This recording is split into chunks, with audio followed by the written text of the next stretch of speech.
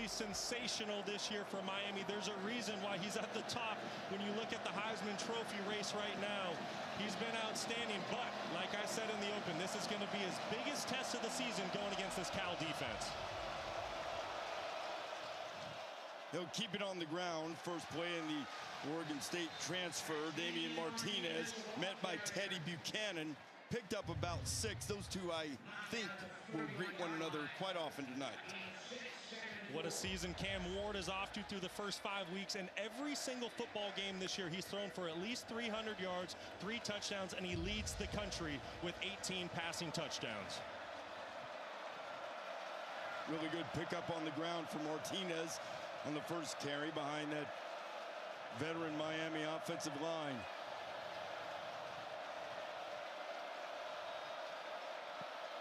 Elijah Arroyo in motion. Martinez picking his way, gets across the 35. Buchanan stops him again. And they may mark him down just short of the 35, so it'll be third, maybe half a yard. Well, you definitely get a sense of what Mario Cristobal wants to do on offense. There's the head coach right there for the Miami Hurricanes. He wants to establish the run. Mario Cristobal, a former offensive lineman that won 2 national titles at the University of Miami under Dennis Erickson. He's a big physical guy. He wants his teams to win the line of scrimmage. See if the Canes keep it on the ground to try to pound away at this Bear defense and pick up the initial first down of the night. Xavier Restrepo in motion. They will give it to Martinez, and this time he does have the first down and gets out around the 40-yard line. And it'll be a first down for the Canes. Just a phenomenal job on the left side of the line. Markel Bell, Matthew McCoy opening up a great hole for Damian Martinez on 3rd and 1. Markel Bell in there. Jalen Rivers was a game-time decision. Thus far, we haven't seen him, as Martinez will take a breather after getting the first 3 carries of the night. Empty backfield for Cam Ward.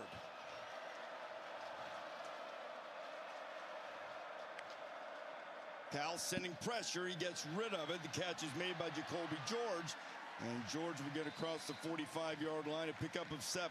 Very impressive opening drive for the Miami Hurricanes, establishing the run, popping a little inside tunnel screen to the slot, into pressure. Perfect play call by Shannon Dawson. At some point right now, Miami's really controlling the game on 1st and 2nd down. Cal's defense is going to have to find a way to get the Canes off schedule. Well, you see both of these teams, their strong suit on Miami, though they're very good on defense too. Second in the nation in scoring. Cal has not allowed more than 14 points in the game this season. It's been Justin Wilcox's calling card, both as a head coach and back when he was a defensive coordinator. Sam Brown bobbled it initially and pulled it in. It'll bring up another 3rd down. It's a great job outside by cornerback Marcus Harris, the transfer that came over from Idaho, playing really, really well in the secondary for the Cal Bears. Recognizes the bubble screen, does a great job at the point of attack, forcing a 3rd and short for the Canes. Harris, a first-team All-American at the FCS level, and off to a good first month plus for the Bears. 3rd and 4. Mark Fletcher beside Cam Ward in the backfield. Ward getting heat, tries to get away, keeping the play alive, but he will go down, and the Bears get the first sack of the night. Nate Burrell was the first guy there, and he was hanging on for dear life. That's a great job by the linebackers for the Cal Bears. Cade Uluave and Teddy Buchanan. Peter Sermon, defensive coordinator, electing to bring pressure on the 3rd down call. Cade Uluave chews up the running back in protection, and then Teddy Buchanan does the rest. Having a phenomenal year for the Cal Bears, forcing a punt on the opening drive for the Hurricanes.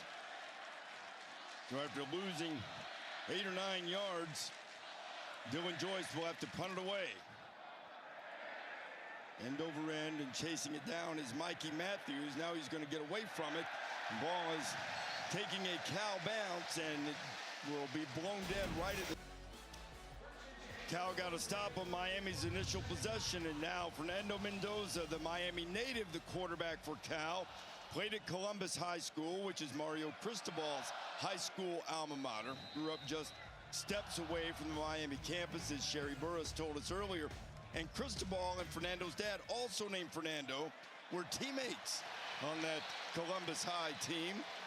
In fact, Fernando told me yesterday, you see the first down play to Jay not going nowhere, that his dad, Fernando's dad, after being teammates with Mario, went to the U for a year, won a national championship in crew, then transferred to Brown. So some brains in the family, because at one time Fernando was committed to Yale. And here he is at Cal, and continuing to grow as a quarterback. Lost 7 on that first play. Now Mendoza fires a strike in there, but unable to hang on. There's Tron Grizel, a guy that Mendoza told us would be a key part of the game plan tonight. Well, Tron Grizel, usually a sure-handed, reliable receiver. He's kind of been the security blanket for Fernando Mendoza, going all the way back to last season. Very rare drop for Grizel in the slot. So on 3rd and 17, it bears noting number 4, Ruben Bain, is back for the Hurricanes. He's the ACC Rookie of the Year last year. He's been dealing with injury, back 100%, ready to go. He drops off the pass rush, and Ott is swallowed up immediately after catching a short pass.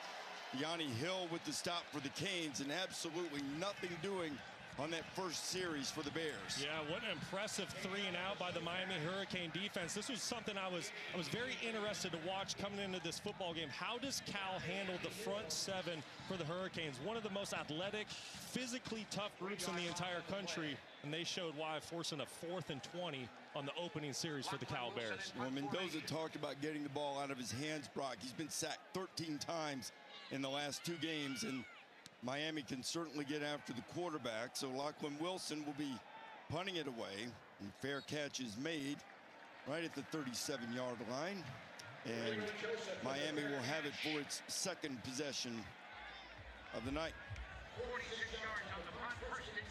So when you see Cam Ward, the improvisational skills are obvious.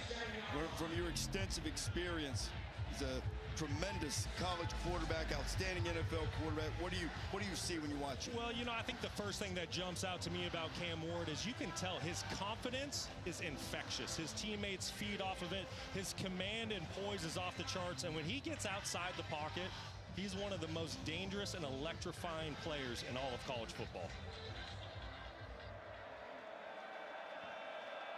The sack ended Miami's first drive and forced them to punt. See what the Bears have dialed up. They go to Mark Fletcher. Fletcher into Bear territory inside the 40, and he's finally dragged down by Miles Williams, but not before he has the Canes on the move with a 28-yard run. Well, listen, this Miami Hurricane offensive line, they're big, they're physical, and they're athletic, and they showed that on that last play.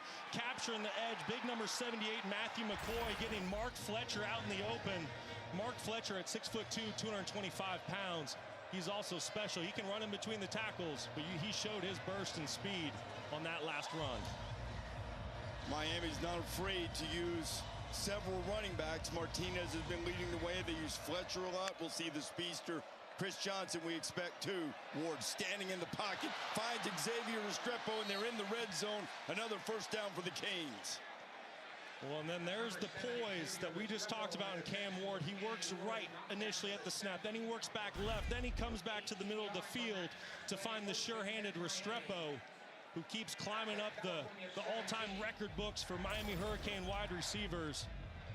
It's the pocket presence for me with Cam Ward that is just so impressive. His pulse is low at all times. His mental clarity is obviously through the roof, and he just sees the field so well.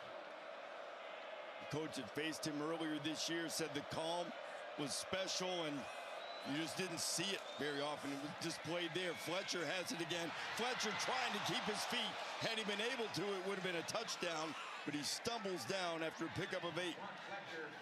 Great job by right guard Inez Cooper on the pull. Just a little inside gap scheme play. Fletcher, we talked about his size at 6'2", 225 pounds. That's where he wants to make a living. In between the tackles, coming downhill. He's a big-time thumper. When he lowers his pads, he's going to get some extra yards. The way this Miami offensive line has set the tone and won the line of scrimmage early is very impressive. They need 2 on second down.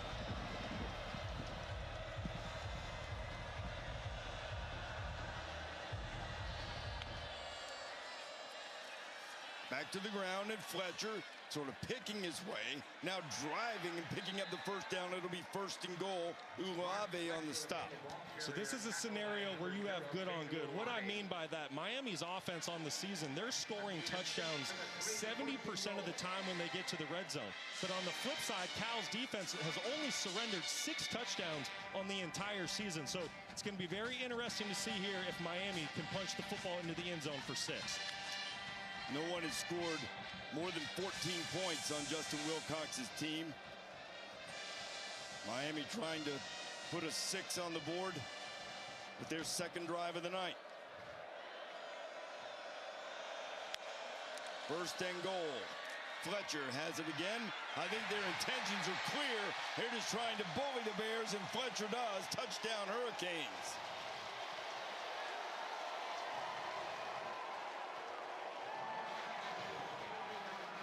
Bully is exactly right, Reese. We know what type of football Mario Cristobal wants to play. He wants his offense and defensive line to set the tone, win the line of scrimmage, and that is exactly what that left side of the offensive line and Carpenter, McCoy, and Bell did on that series, along with running back Mark Fletcher punching it in for 6. 5 plays, 63 yards. Andy Borregales puts it through, and it is a 7-0 on the golf carpet. My 2 favorite signs were "You're blocking the library," and "I thought this was a protest." Oh, that's Hall of Fame signs. Elite way to make fun of yourself, not take yourself too seriously, and lean into their reputation. A great crowd this morning. Yeah, you got to give the students a lot of credit. I was just watching from the hotel room, but it looked like a fantastic environment. Well, it was really fun. There is Noah Williams.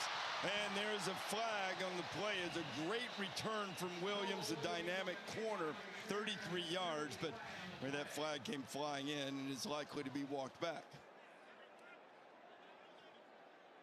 Noel Williams, an elite returner, already a touchdown return on the season.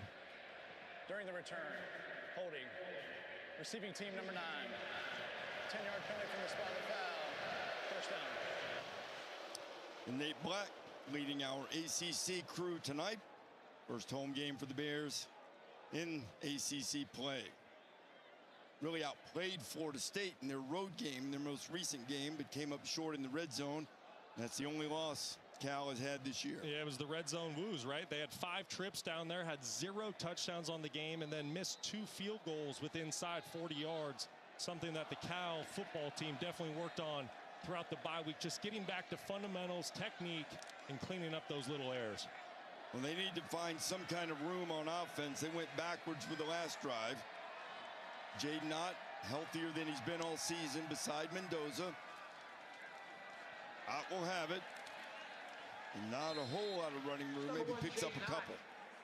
Well, you can see the game plan for Miami's defense. They know Cal wants to try to establish a run and screen game with Jaden Ott finally being healthy, star running back for Cal. So they're just suffocating the line of scrimmage. There were 7 guys around the box right there on that last play. If Miami's going to play that way, Cal has to find a way to push the ball downfield vertically in the pass game. And it looks as if Ott might have a slight hitch in the get-along. Certainly hope not. As he comes out, Mendoza tries to dump the screen behind the on-rushing Miami lineman and couldn't get it done. It's going to be 3rd down. Yeah, trying to work a little inside tunnel screen to tight end Corey Dyches. He was actually connected to the formation right off tackle, but the Miami defense wasn't fooled for a second. Great job diagnosing.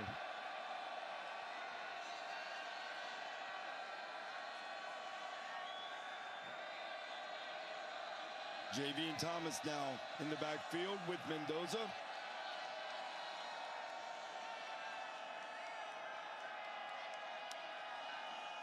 Fernando trying to find some room, gets a little and fires it complete, and it's a first down for the Bears.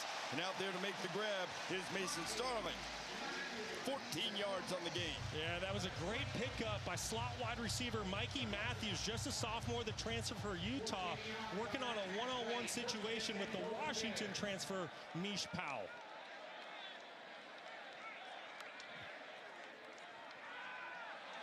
Well, Mendoza missed his man. He was trying to find Isaiah Hunter. Yeah, going back to this third down throw, great job by Fernando Mendoza, recognizing pressure, which creates a man-to-man opportunity outside.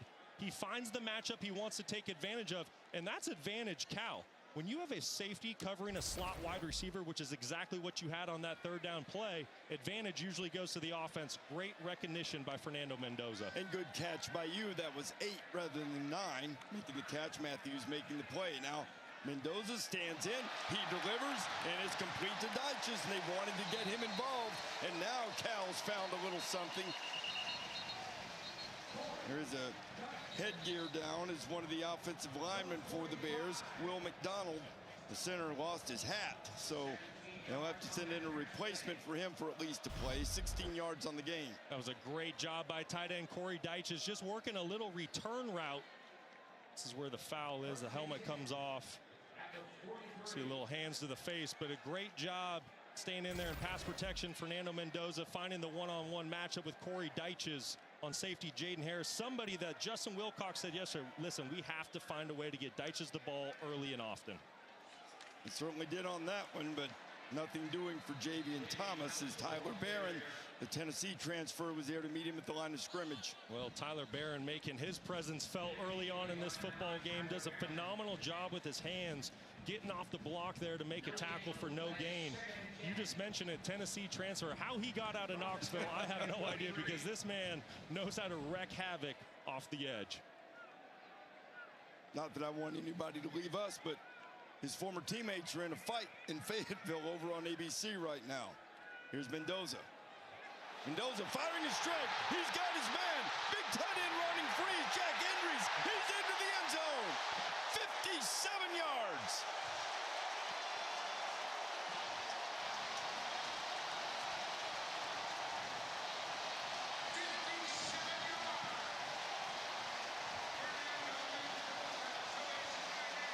Miami's talking over what went wrong, but think that felt good for Mendoza, overlooked by his hometown team, his childhood favorite, and he strikes with a big play. Phenomenal play call by Mike Blesh.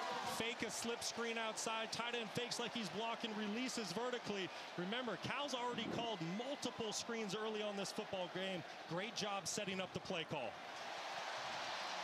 Mike Blesh, the offensive coordinator, working upstairs tonight, and Mendoza delivers. Well, Mike Blesh, like I said, did a great job of setting up the play. We're going to fake an inside tunnel screen. The tight end, Hendries, is going to fake like he's blocking, reverse vertically. The defense in the secondary bid on the fake. Great throw, great catch. Cal answers back.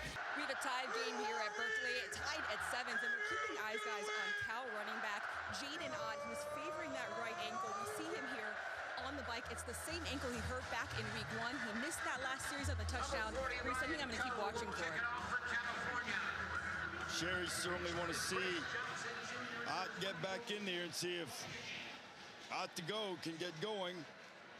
Reference to a very popular internet song this week. Wasn't that just everywhere? It was awesome. O-T-T-T-O-G-O. We hope he can. Ryan Coe puts it into the end zone, and the speedster Chris Johnson's going to bring it out. It's got a seam. And just tripped up at the 30-yard line. Excellent return by the Miami running back. As we check in with Matt Barry right now. What are you up, Matty?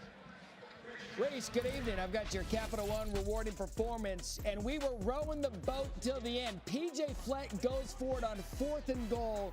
They had to review it, but Max Brosner was counted as a touchdown, and Minnesota gets the win over USC 24-17.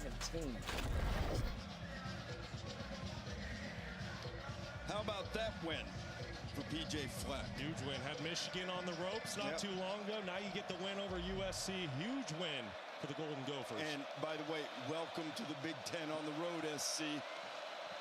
Michigan, now Minnesota. Miami going right back to the ground and going to Martinez. As we take a look at this week's college football rankings brought to you by AT&T, the stunner in Nashville, they tore down the goalpost, threw them in the water, which they do in Knoxville when they beat Alabama. Number 1 goes down. Texas likely to move to the top. Tennessee in a fight to the end, and now apparently Miami's going to have its hands full here tonight, at least if early indications tell us something.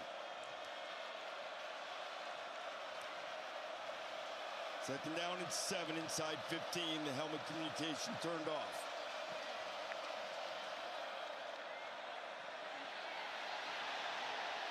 As Ward's dangerous, so calm, steps away, and Uluave gave him a little love tap right on the sideline. I don't see a flag yet. Probably just enough. Yeah, just enough. That was close, Reese, but I think that was a clean play by Uluave. You see Cam Ward, he's right on the edge of the sideline. I think that's a clean ball play. But hey, listen, that's how Cam Ward plays football, right? He gets outside the pocket. He's going to take his time. He's confident in his abilities, but so is Cade Uluave. Just a sophomore, won the freshman Pac-12 Defensive Player of the Year a season ago. I know he knew he was out of bounds. Ball security, something to watch. Ball didn't come loose. Out of bounds, something that Cam has struggled with on third down. And that was a really, really good run to pick up 3 by Damian Martinez and move the chains. Yeah, very physical run by Damian Martinez. 6 foot, 232 pounds, transfer from Oregon State. Listen, this is a guy, when you make first contact on him, he's not going to go down. You got to gang tackle him. You got to get multiple hands on him. What's going to be interesting in this sequence, Miami, they've established the line of scrimmage. They're imposing their will up front. How does Cal combat that run game? They're going to have to bring an extra safety into the box, but that's a double-edged sword because now you're going to get chances to push the ball down the field. He showed a little pressure on the corner, and he takes a shot down the field and finds Sam Brown. Pickup of 21 on the play. There's a flag down just inside the 40-yard line. That is so impressive. Cam Ward going with the hole shot. The Cal Bears bring a nickel pressure. They play cloud, cover 2 to the field. Cam Ward showing off his arm strength, throwing that football in the hole. After the play was over, sportsmanlike conduct. Offense number 3. 15-yard penalty. It's still first down. That penalty's on Jacoby George. And George will go over and have a visit in a moment on the sidelines. Yeah, that's never a fun trip to the sideline. Your coach saying, listen, we just picked up an explosive gain. It was a great throw and catch. What are you doing out there? You got to keep your composure. Got to keep your emotions in check early in the football game. Martinez in. 1st and 10, though, on the pass as the penalty was a dead ball foul. So you just need 10. Ward gets it out to Martinez. Martinez dances into Bear territory, and he's knocked down at about the 46-yard line. He picks up 7. See what happened with Jacoby George, Brock. Yeah, going back a play ago, you're going to see George at the bottom of your screen, completely away from the football. Little hand fighting there late in the play with Marcus Harris, transfer from Idaho. I'm sure there was a little conversation being had down there as well. I'm going to be candid. It looked like back and forth there a little bit to me, unless there was something that occurred that you couldn't tell from here. That's what you got to think. Maybe a few choice words were said. Yeah. You mean there are bad words uttered on the football field? Salty language? Every once in a while. Ward getting a lot of heat, a lot of Bears after him, and Cam will throw it away and save the play. It'll be 3rd down. Uluave among those chasing Cam Ward. It's a great job by the front 7 of the Bears, just swarming Cam Ward. They know when he gets outside the pocket, he's one of the most dangerous quarterbacks in the entire country. Uluave coming, bringing pressure at the bottom of the screen from the linebacker position. Listen, he is a freak athlete. He plays with his hair on fire. Cade Uluave can be a game wrecker, as you're seeing early on. Uluave has reminded Ward that he's on the field a couple of times now. Got him on the sideline and got him as he released the ball that time. Jordan Lyle is checked in at running back for Miami. Lyle has the ball. And he is going to be stopped short of the line to gain. It'll be 4th down. That was a really impressive run by Lyle. Ricky Correa, big number 91, 325 pounds, broke through into the backfield. But Lyle, just 190 pounds, found a way to get some positive yards. Counting down the final seconds here in the first quarter in Berkeley. And it's been a good one. You see, the first play of the second quarter will be a 4th and 2 for Miami from the Cal 45, and Mario Cristobal is going to go for it. If Cal can find a way to get a stop here, this would be as good as a turnover. You get a short field for your offense and a huge swing of momentum early on in this football game. Mark Fletcher scored a touchdown for Miami. He's in the backfield. Ward flips it out in the flat. That's a great play. Elijah Arroyo made the catch, but he was knocked down immediately. And how about that sturdy Golden Bear defense? Miles Williams with the play. That was a great play by strong safety Miles Williams. He's in man-to-man coverage on tight end Arroyo hiding in the backfield. You're going to see Miles Williams in man-to-man coverage. Play action fake, but Miles Williams doesn't take the candy, keeps his discipline, keeps his eye on his man, and is there to make the tackle for a huge 4th down stop, giving his offense a short field here. Man, what a tackle. Came flying in there, and this is not a second guess. You weren't in love with the decision to go for it on 4th down there. No, early in the football game, I'm a big fan of playing field position, take points. Game clock operator, please reset the game clock to 14 minutes and 57 seconds. But listen, I understand the call by Mario Cristobal. He's established the line of scrimmage. They're running the football at over 5 yards a clip. It was time for a play action, but credit Miles Williams and that Cal defense for stepping up. Sure, the analytics said go.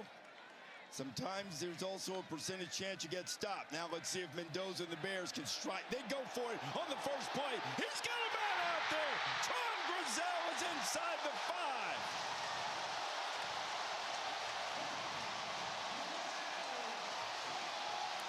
Miami loading up the box to stop the run. That's what Cal's shown on 1st down. Great job taking advantage of the one-on-one matchup down the field. Ruben Bain just got off the field. Jaden Ott pushes ahead as Mendoza got the Bears to the line quickly, hoping to catch Miami disorganized. That last play was 51 yards, Brock. Tron Grizel lined up with Mish Powell, the transfer from Washington, playing the safety position. Once again, Mike Blesh, offensive coordinator, finding a mismatch in the Miami defense. A slot receiver is going to win on a safety every time. If Miami's going to continue to load the box, Fernando Mendoza and his wide receiver core, they're going to make the Canes secondary pay. Mendoza's thrown a couple of strikes here. Here's Ott. Jaden Ott. O-T-T-T-O-G-O. To the house. Jaden Ott.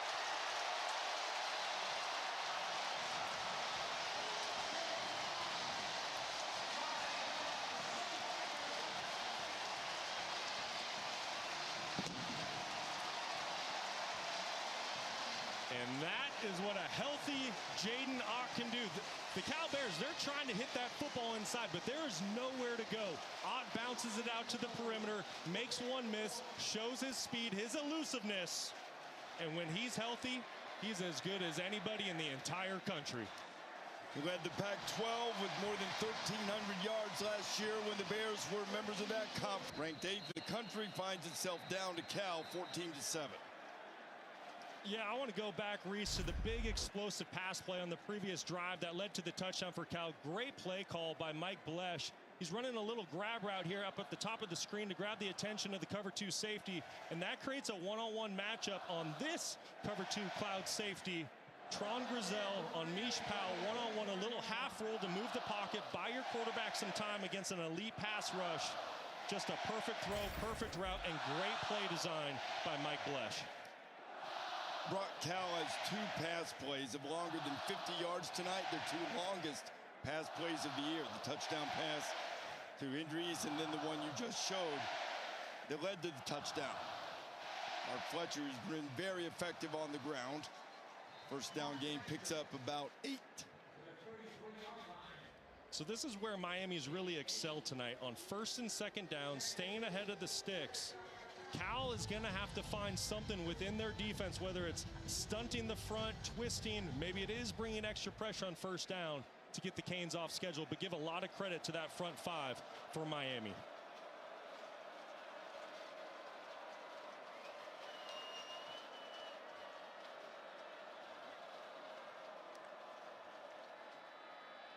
Ward fires it.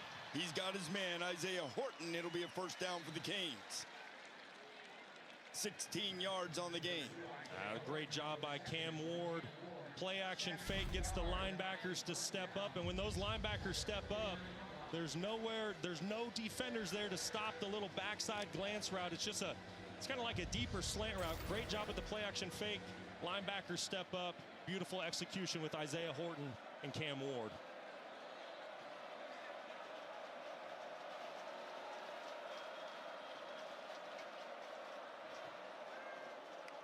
They have Justin Wilcox, Peter Sermon can come up with something on D.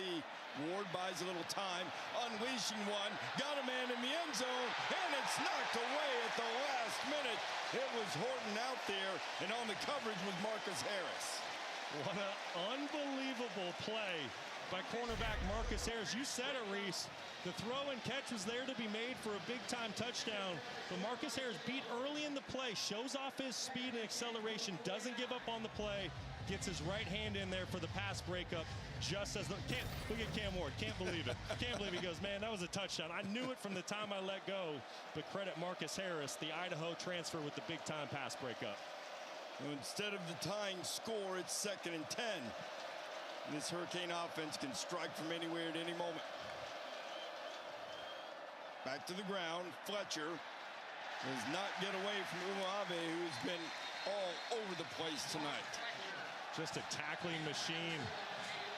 Getting a little chippy down there, Mark Fletcher. See Marcus Harris, David Reese in there late. John a little bit, but great job by Cade Uluave. Teddy Buchanan took on the lead block. Uluave scraped over the top. Great job on the tackle to force a 3rd and medium. Those two guys, Brock, combined for about 18 tackles per game. It's tops in the ACC. Now 3rd down. I expect Cal to bring pressure here to force Cam Ward into making a quick decision here on this 3rd down.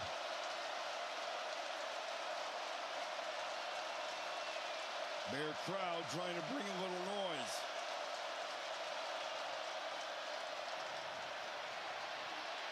Ward flips it out. Got his man complete, and it's Horton with a catch this time. Pickup of 10. And it'll be a first down.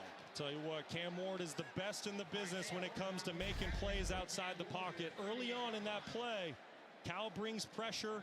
Cade Uluave coming right up the middle, forces Ward outside the pocket, but there's just no panic in the quarterback. He's cool, he's calm, he's collected, throwing back across his body. Just an absolute playmaker at its finest. Most guys, you'd go, no, no, no. Not this dude. I mean, we've seen him do it all season. There's a different set of rules when it comes to Cam Ward. You bet.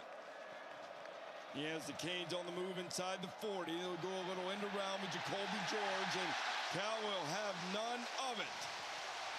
There to make the stop, Xavier Carlton leading the way, and Marcus Harris also in there on the stop. There is a flag down.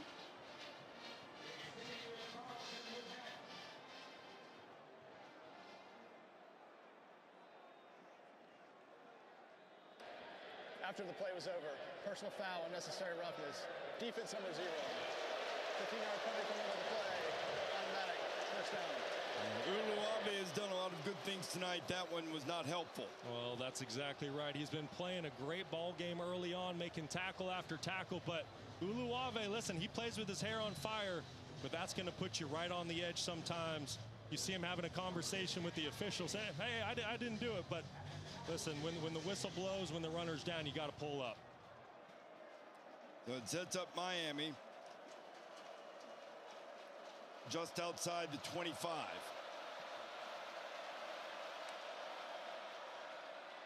Keep it on the ground, and Martinez is greeted in the backfield by T.J. Bowlers. Lost a couple on the play. Great job by T.J. Bowlers, the Wisconsin transfer, winning the one-on-one block. But the reason why he's in a one-on-one situation and getting into the backfield is because Peter Sermon's electing to bring pressure once again, which forces that offensive front for the Hurricanes to be in one-on-one blocking situations. Great job by the 6'2", 290-pound redshirt junior making a play in the backfield. See what Shannon Dawson and this Miami offense have now for Cam Ward on 2nd and 12.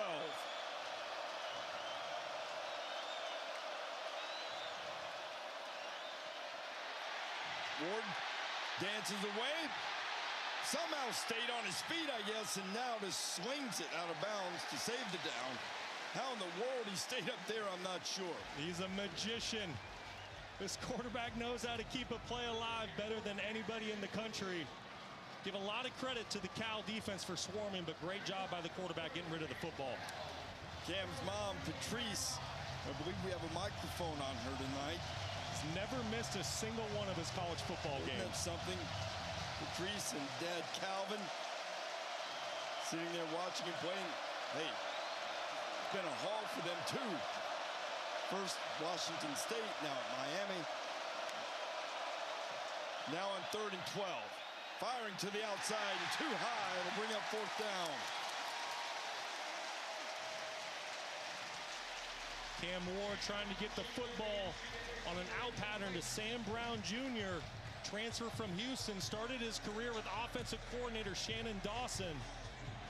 But an errant throw by Cam Ward. Great job in coverage by the Cal Bears. Really good sequence by that defense. Been really impressed with what this defensive unit has been able to do against Cam Ward early on in this football game. So Andy Borregales will try to turn this into points on the drive from 46 yards out. He's 6 of 7 on the season.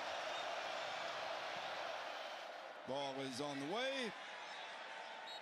And it is true, and Miami draws to within 4.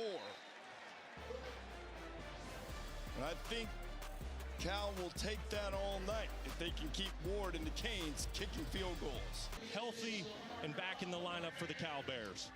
Well, if there were nerves, Cal worked them out after that initial 3 and out that went backwards for 10 yards. You mentioned earlier the 2 longest pass plays of the season on each of the last 2 drives. Long pass plays, something that Michael Irvin specialized in. Yeah, he knows a thing or two about running a few go routes down the sideline, making some plays. One of the best of all time. And a charming guy. He once met my late mother-in-law, who wasn't a football fan in the least. And she was like, he is so nice. I love him. He is a charming, charming dude. Good dude, Michael Irvin. Infectious energy. Yeah, that's for sure. But maybe not quite as charming at the moment with his Hurricanes trailing right now. I'm wanting to see if he can help exhort that defense.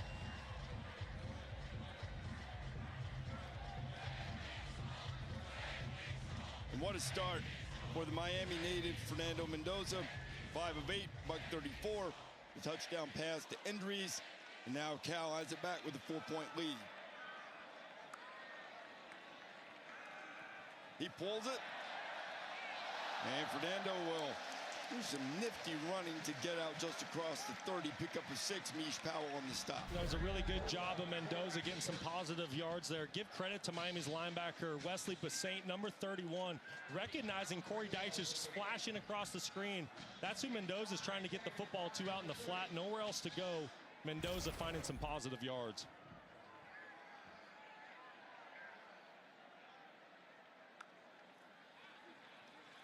To the ground, Ott slips a tackle, and Ott is hidden just up around the head and neck area and dragged down. Making the stop is Basaint. That was a really impressive run by Jaden Ott. Kiko Mauinoa was there to make the play. Middle linebacker for the Miami Hurricanes. Ott kind of hit him with a little stutter step. Like there might have been a face mask in there as well. He turned the head, but it never looked like he totally grasped. Probably fortunate to get away with the call. And now it's going to be 4th down and about a foot. And they're sending tight ends out and not sending punchers out. Well, we talked. I think this is one of two things. Either Cal's going to try to get Miami to jump off sides and elect to punt the football, or Justin Wilcox is trying to send a message to his team. And Miami called the timeout. First charge timeout, Miami. Now, if you were in It will be 30 seconds. we'll talk about this in a minute, whether you agree with what Justin Wilcox apparently was going to do there, and he'll have a little time to think it over should he choose. Well, it's been a wild Saturday of college football, and we've got a lot more coming up. Next week, we'll start at noon on ABC. Alabama's got that one by its name right now. That'll change tomorrow afternoon when the new AP poll comes out after falling to Vanderbilt. Texas likely to move back to the top of the poll. The Red River rivalry against Oklahoma, and then Ole Miss and LSU, an old rivalry coming up at 7:30 Eastern time from Baton Rouge. What a great slate of football coming up on ABC next week. I can't wait to watch all 3 of those matchups. And we've got a good one here tonight, and the offense still on the field. And they will snap it. Mendoza aggressive. Not only did they get the first down, they've got a lot more. And there he goes. Jaden Knott again. Track speed. Touchdown, Bears.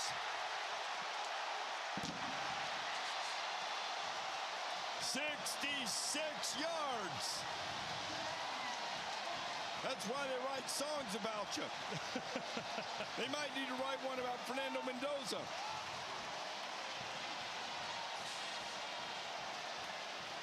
What a play call. Mike Blesh just having a masterful game. Offensive coordinator for the Cal Bears continues to find great matchups. He's certainly winning the chess match early on with defensive coordinator Lance Guidry. The Miami Hurricanes in an all-out blitz, selling out to stop the run, which is what allows Ott to get to the second level and wide open for a massive touchdown for the Cal Bears. On 4th and 1 to give the Bears a 21-10 lead on Miami. Look at that smile on Jaden Knott's face. You think he's happy to be back in the lineup? Banged up since week 1, hasn't been able to be out there with his teammates. Already 2 touchdowns on the night. Fernando Mendoza's averaging 20 yards per pass attempt. That's pretty good. It'll be a touchback, and now Cam Ward and the Hurricanes will go back to work. First, that last touchdown. Let's go back to last touchdown. Aguirre is in man-to-man coverage on Jaden Knott. Jaden Knott is just trying to out-leverage the defense while the quarterback is on the move. Aguirre decides to blitz rather than stay in coverage with Jaden Knott, and as soon as Aguirre blitzes, that's what pops Jaden Knott wide open. No one is there to make the tackle, and he finishes the play in the end zone for 6. You can always tell the track guys by the stride. It looked like Christian McCaffrey, you know, the quick turnover, hitting him just right. Although the Cal fans probably don't like me comparing the Bear running back to a Stanford legend. Jordan Lyle is greeted by who else? Uluave. Uluave doing a phenomenal job with his hands. Left guard Matthew McCoy coming up to block the linebacker at the second level. Uluave was having none of it, doing a great job with the hand-to-hand combat, getting off the block to make the tackle. Cade's had 11 tackles in each of his last 2 games, and he's well on his way to doing it again. 2nd down and 7.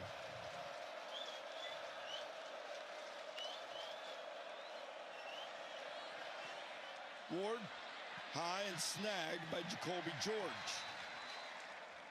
Knocked down by Miles Williams. Pickup of about 6. Be just short of the line to gain. Great job by the 6-foot wide receiver George going up. Ball came out a little bit high for Cam Ward.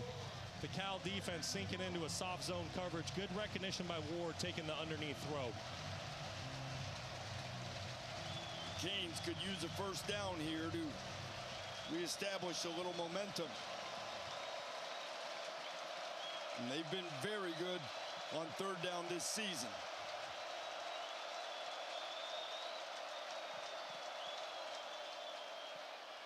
And they'll pick up another one. Rumbling ahead and Getting across the 40-yard line is Damian Martinez, a pickup of 11. Great job by right tackle CC Mawanoa. True sophomore getting up to the second level. Officials timeout for Helping injury. his running back pick up the first down. Got a bear down. That is Ryan McCullough. Number 43 is the Cal training staff out to attend to him. Young player playing very, very well for this Cal defense. David Reese was the day one starter, got banged up early on week one. Ryan McCullough, just a true sophomore, stepped in for David Reese, who led the team in sacks last season. When you talk to the coaching staff, McCullough is somebody that they are very high on and say that he has an extremely high ceiling. Well, he's also in agony right now. He's sitting up now, and they've helped him to his feet.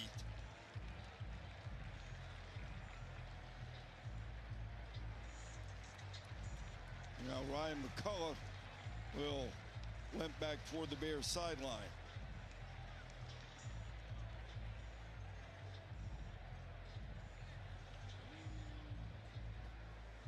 You know, Reese, you start talking about this sequence and you look big picture, 6.5 minutes to go before halftime. Cal up 11 points, but we have to remember Cal gets the opening second half kickoff. So if Miami's not able to find a way to get points here, maybe Cal finds some more before half, opens up the second half. You know, I don't want to call this a gotta have it drive for Miami, but points would definitely make them feel a lot better going into halftime. As you watch this, is there something from a scheme standpoint that the Bears are doing to sort of slow down Miami right now, or is this just, you know, Peter Sermon, listen, them? they just have they're so technically and fundamentally sound. They're always in the right space. It's really hard to find explosive plays on this defense. And right now they're bringing a little extra pressure and they're getting into the backfield and disrupting Cam Ward.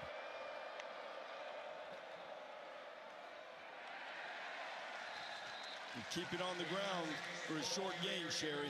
Yeah, Reese, and you know what? Coach Cristobal this week said he was going to give his guys the, quote, rat poison lecture today, meaning not buying into their own hype. Coach told us there was just too much talking going around. He felt like this team had potential and had a chance. They just had to handle success. Coach saying success will kick you in the butt if you let it. I can tell you down here, I'm seeing a much more sense of urgency, particularly coming from this defense, too. He came to College Game Day this morning, and he was standing right in the cauldron right in front of him. And right now, Cam Ward is being swallowed up by it as you have Xavier Carlton with a sack. Great job getting into the backfield by Carlton, working on left tackle Markel Bell, who's in for the injured Jalen Rivers. Xavier Carlton has just been a pillar of this defense the last couple years here in Cal. Just a relentless player off the edge, has great size and length at 6'6", 275 pounds, forcing the third and long for the Canes. Damian Martinez in the backfield.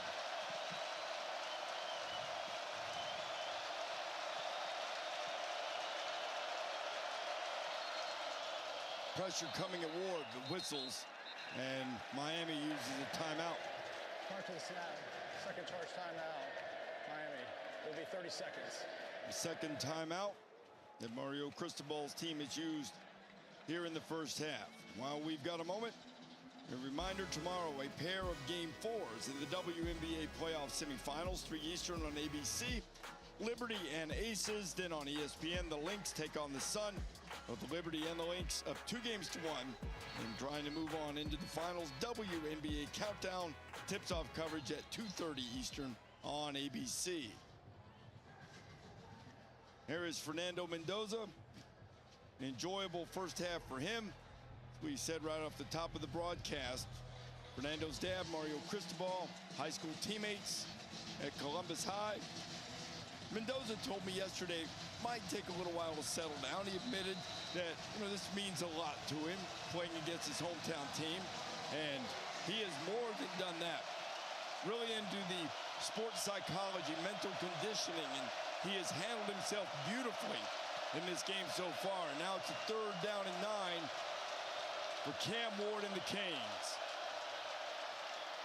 They pick up the pressure beautifully. And Ward fires a strike in there, and a big hit coming in from Craig Woodson to separate George from the football. What a great play by backside safety Craig Woodson. The 6-year senior, he's a do-it-all safety, complete player, cornerstone of this defense. Cam Ward makes the right read. He finds George wide open down the field. But Craig Woodson's instincts and his speed, second to none around the country. He will be a draft pick in the upcoming NFL draft, showing off his skill set, getting off the field and getting the football back to this offense with time to work before halftime. And you know what else you see, Brock? A lot of times you'll see guys make that play and not make it cleanly, draw a flag. Instead, just an excellent defensive play to get the ball back for the Bears. And there is a flag on the punt.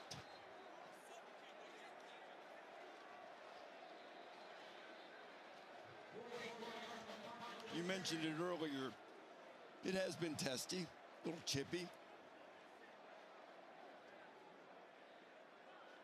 Now the men in stripes will gather to discuss the options. You know, both teams pride themselves on being physical, tough. You know, this is an ACC conference game. Both teams trying to assert their will early. It's getting a little chippy down there on the field. After the play was over, personal foul, hands to the face, kicking team.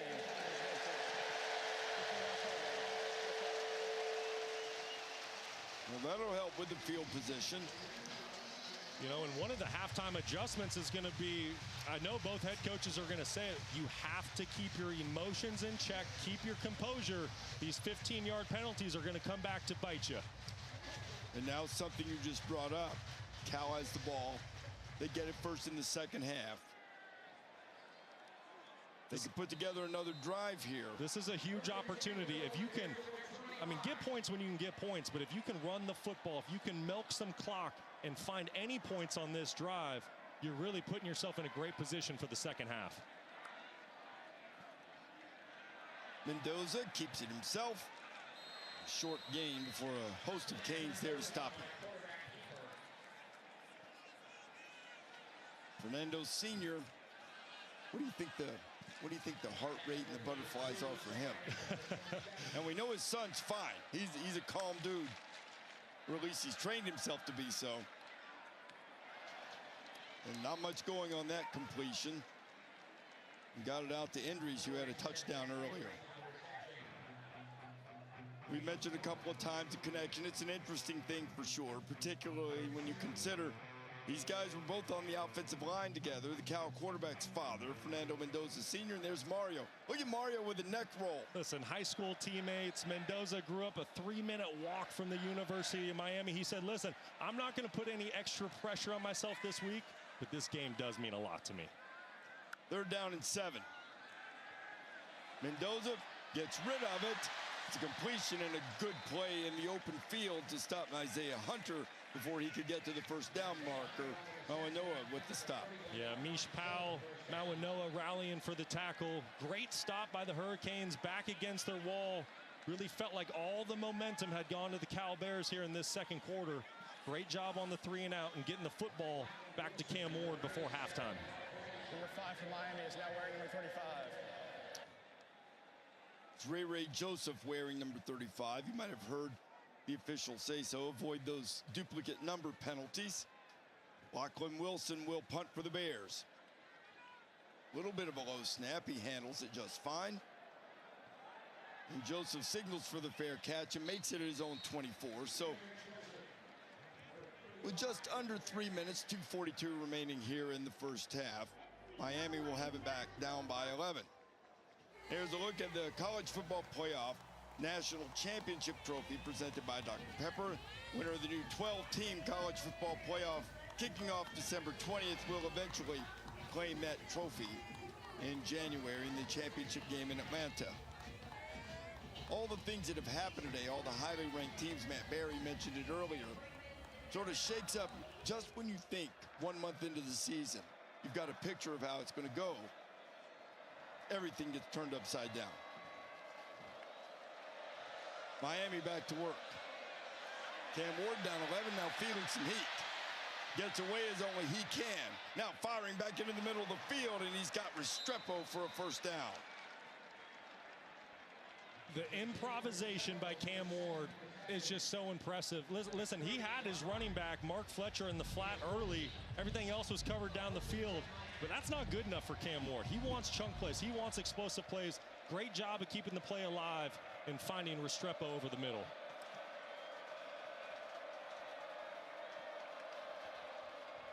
Now back to the ground. Plenty of running room for Fletcher, who gets it up to midfield. We're just short of it, pickup of 11. And we have reached the 2-minute timeout. Miami still with a timeout to use as they try to get points on the board late in the half. Performance by Clark Lee's team. All the highlights coming up with Matt and the guys shortly.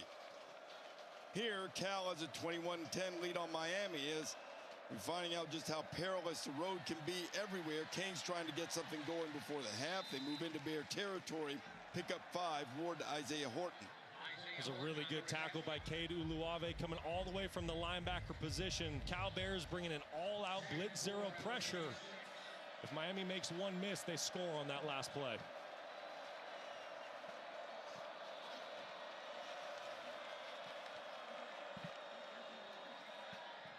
Ward another completion. First down for the Canes. Clock will stop while the chains move. Uluave with another stop.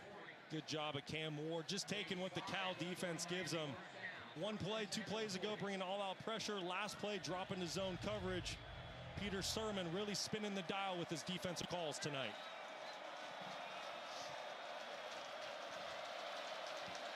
Clock running down to 1:15. To the ground. They'll pick up maybe 3. Canes with just 1 timeout left here in the first half. I think this is really good clock management by Mario Cristobal. You want to go fast, but you don't need to be in a hurry because you don't want to give Cal the football back with any time before halftime.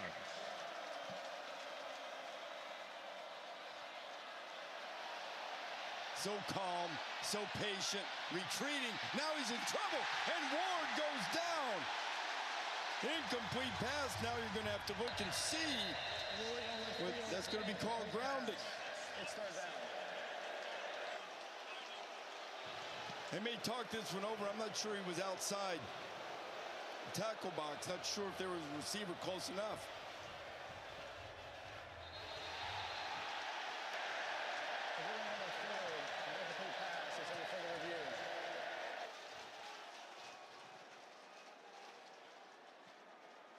This ACC crew will go over and review the play.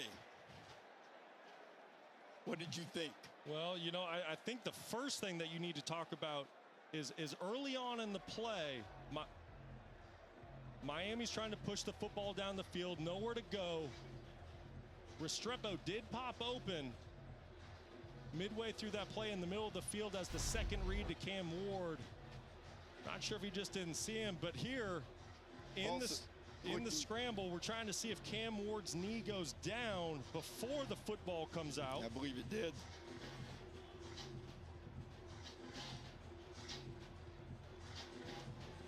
Oh, yeah. Yeah. That's going to be a sack. It's going to be about a 16-yard loss, and that calmness and that patience, assuming that they're seeing it the exact way we do, is going to end up biting him on that particular play. You're exactly right, Reese. And listen, I've said it all night. Cam Ward is the best in the country when it comes to ad-libbing, getting outside the pocket, buying time, and making these just unbelievable explosive plays outside the pocket. But sometimes he just needs to take what the defense has given him. And if he moves through his progression, his second in progression on that last play was Xavier Restrepo. All-conference wide receiver, wide open over the middle of the field. Missed opportunity for the Canes and Cam Ward. And Brock, if this is called a sack, it will be the third one of the first half that Cal has gotten against the Canes. We coined it early in the football game. We said one of the country's best offenses is coming into Berkeley tonight to face one of the country's most elite defenses. And right now, Peter Sermon and that defensive side of the ball, they're getting the better of Cam Ward. So now, how does, assuming that that's the call, how do you approach this if you're Mario Cristobal? Or, on the flip side, Justin Wilcox, he's got all of his timeouts left, too. but I imagine Cal's just going to want to get into the locker room at 21-10. You know, I think it depends on where the ball ends up in the field position after this punt. If Cal's able to get some positive yards on the punt and start with some decent field position with those 3 timeouts that you just mentioned, Reese, there might be some opportunity for points. After further review, the runner's knee was down with 46 seconds left in the game. Miami has elected to use their third charge timeout to avoid a 10-second subtraction. It's third down. At this point in the half, you have a play like that stopped it. They would run the clock for 10 seconds, but Miami used the timeout, so there won't be the runoff. Yeah, so keep an eye. You're going to get a double move at the top of your screen, and then Restrepo is going to try to sit down right here in the middle. That's the second read for Cam Ward. Nowhere to go on that first read. Great job by the Cal defense bailing out, but you're going to see Ward right in the middle of the screen. Cam Ward has a clean pocket, needs to keep his vision down the field and get that football to Restrepo. So this is third down, and they're going to have to get this one to Moraga.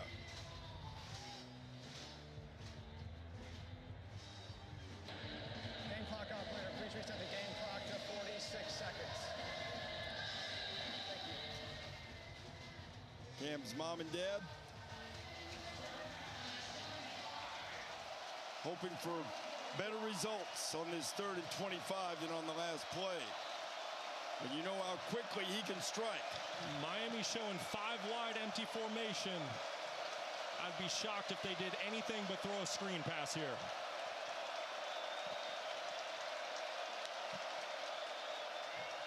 Consider yourself shocked. Down the middle, and it goes off the hands of the receiver as Sam Brown couldn't haul it in.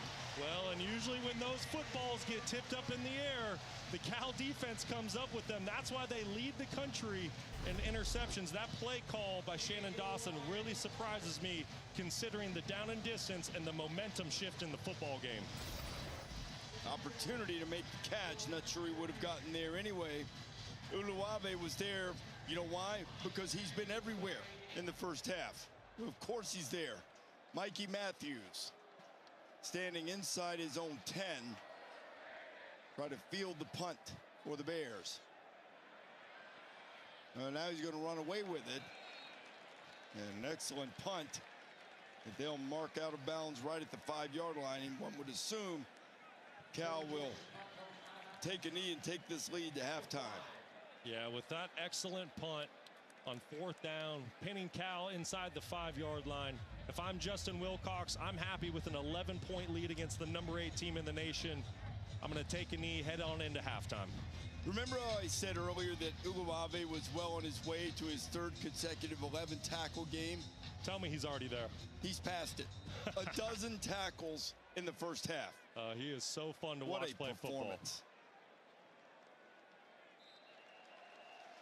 Mendoza will take a knee.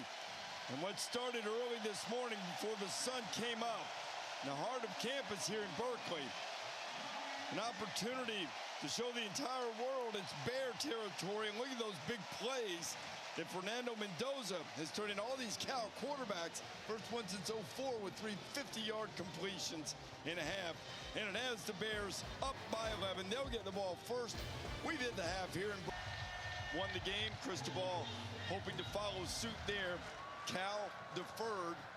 So they get the ball first here to start the second half with an 11-point lead. Good coverage by the Miami special teams unit. Noel Williams is knocked down short of the 20 as we check in with Sherry.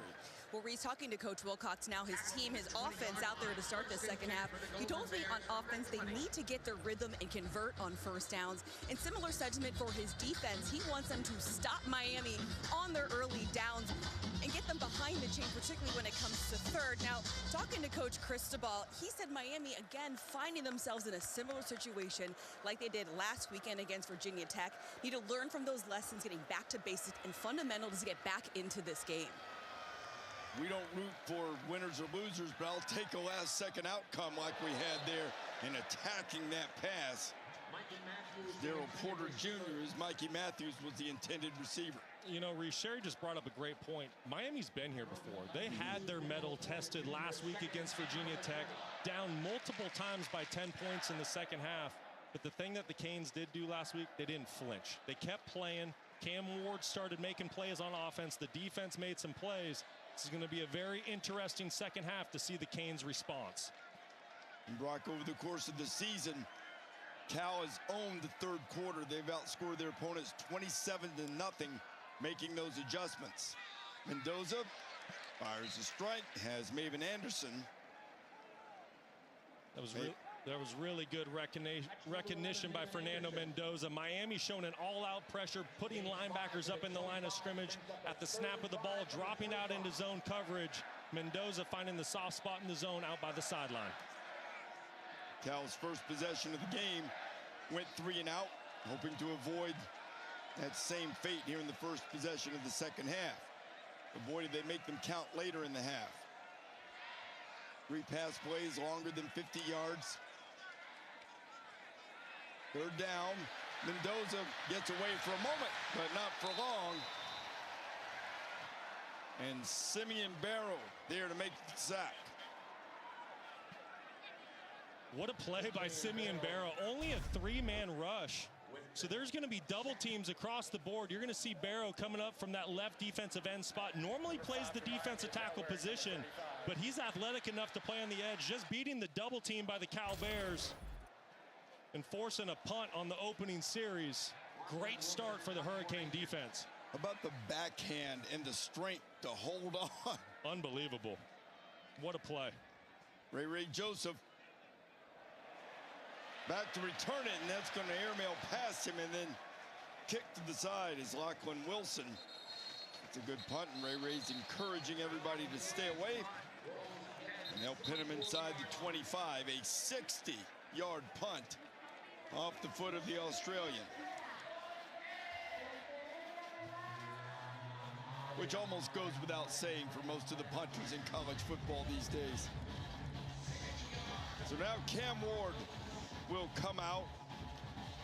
12 of 18, 109 yards, certainly not bad, but by his lofty standards thus far in the season, we would expect a little more explosive capability. Mark Fletcher's in the game as a running back, but he is split out, 5 wide receivers. Ward holding it, calmly surveying, throwing back in the middle of the field. Is that dangerous? And it's picked off. Noah Williams has it. He's on his way. Pick 6.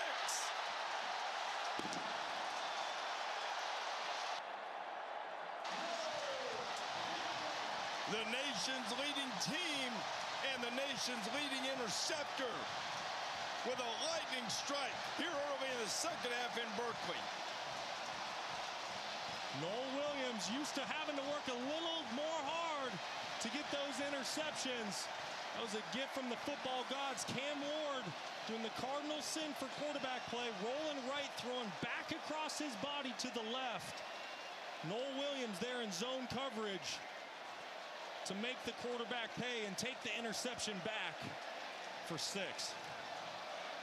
Look, there's a long time left in this game, but now serious enough at 11, and now this extra point could make it an 18-point game. A lot of time, but on a day when highly ranked teams have fallen into the traps on the road, stepped on a rake and hit themselves in the face, Miami's in danger of doing it too, now down 28-10.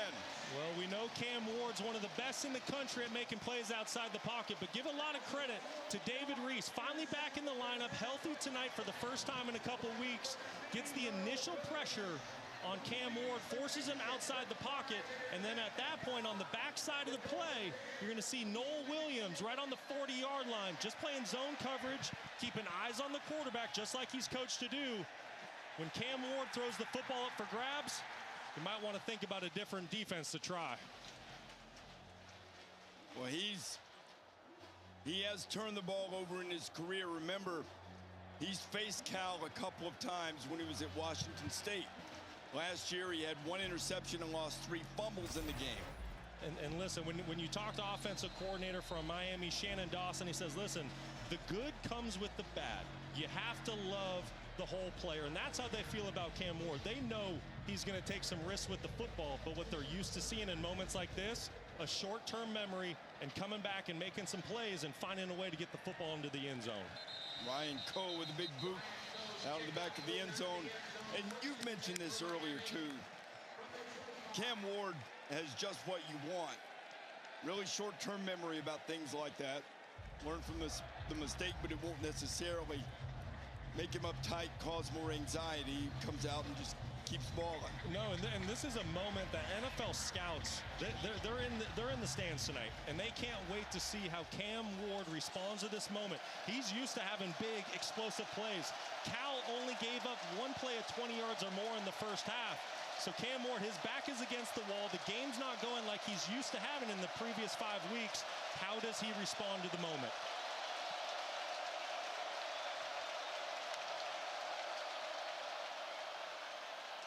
Try to keep it on the ground. Teddy Buchanan there to stop Fletcher after picking up a couple. Brock, remember, Miami scored first in this game. It was 7-0 since then. 28-3 Bears. Well, and I think the biggest reason for that is you have to give the Cal coaching staff a ton of credit for making adjustments with how they were going to play their defense. They started bringing more pressure. They're getting Cam Ward off the spot, and they're starting to stop the run game.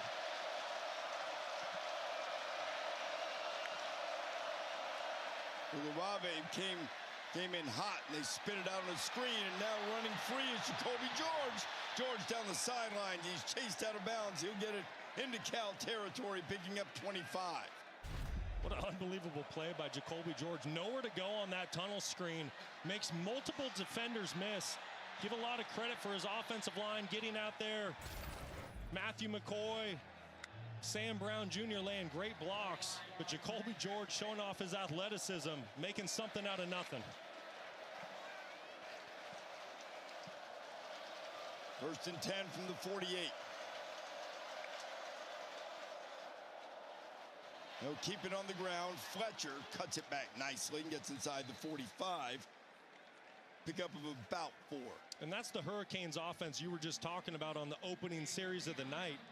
They started to control the line of scrimmage, and you saw that on that last play. A safety flies up. Craig Woodson for Cal forces the play back inside, but because the Canes offensive line is in such control, there's 6 positive yards there for Miami on first down.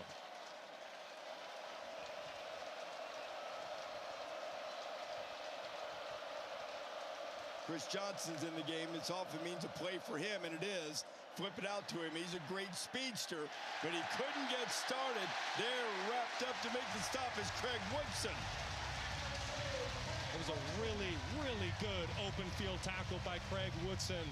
Shannon Dawson just trying to get one of his playmakers the football in space. If you make one guy miss in those situations, there's going to be an explosive play to have. Credit Craig Woodson coming out of the middle of the field at the safety position, making a big-time tackle to force the 3rd and 5.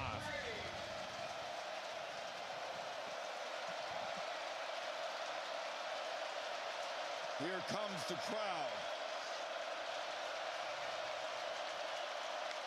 Motion from George. Now he turns it upfield. Ward's looking his way, but he runs out of time, and he has to get rid of it. And the pressure was coming from Uluave. What a night for Cade Uluave.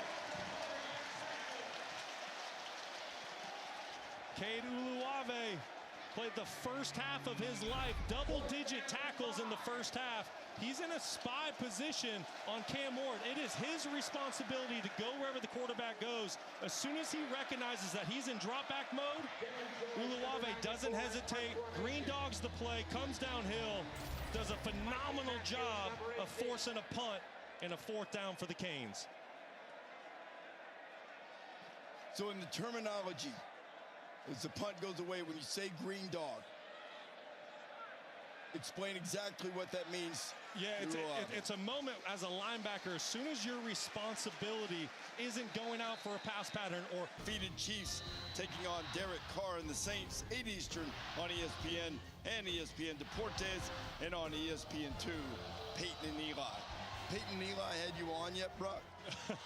I have not made the cut. No, I have not made it, Reese. Me either. Fernando Mendoza. gets away for just a minute, and he flipped it out toward Dyches, and Dyches very alertly chased the thing down just in case it was ruled a backward pass.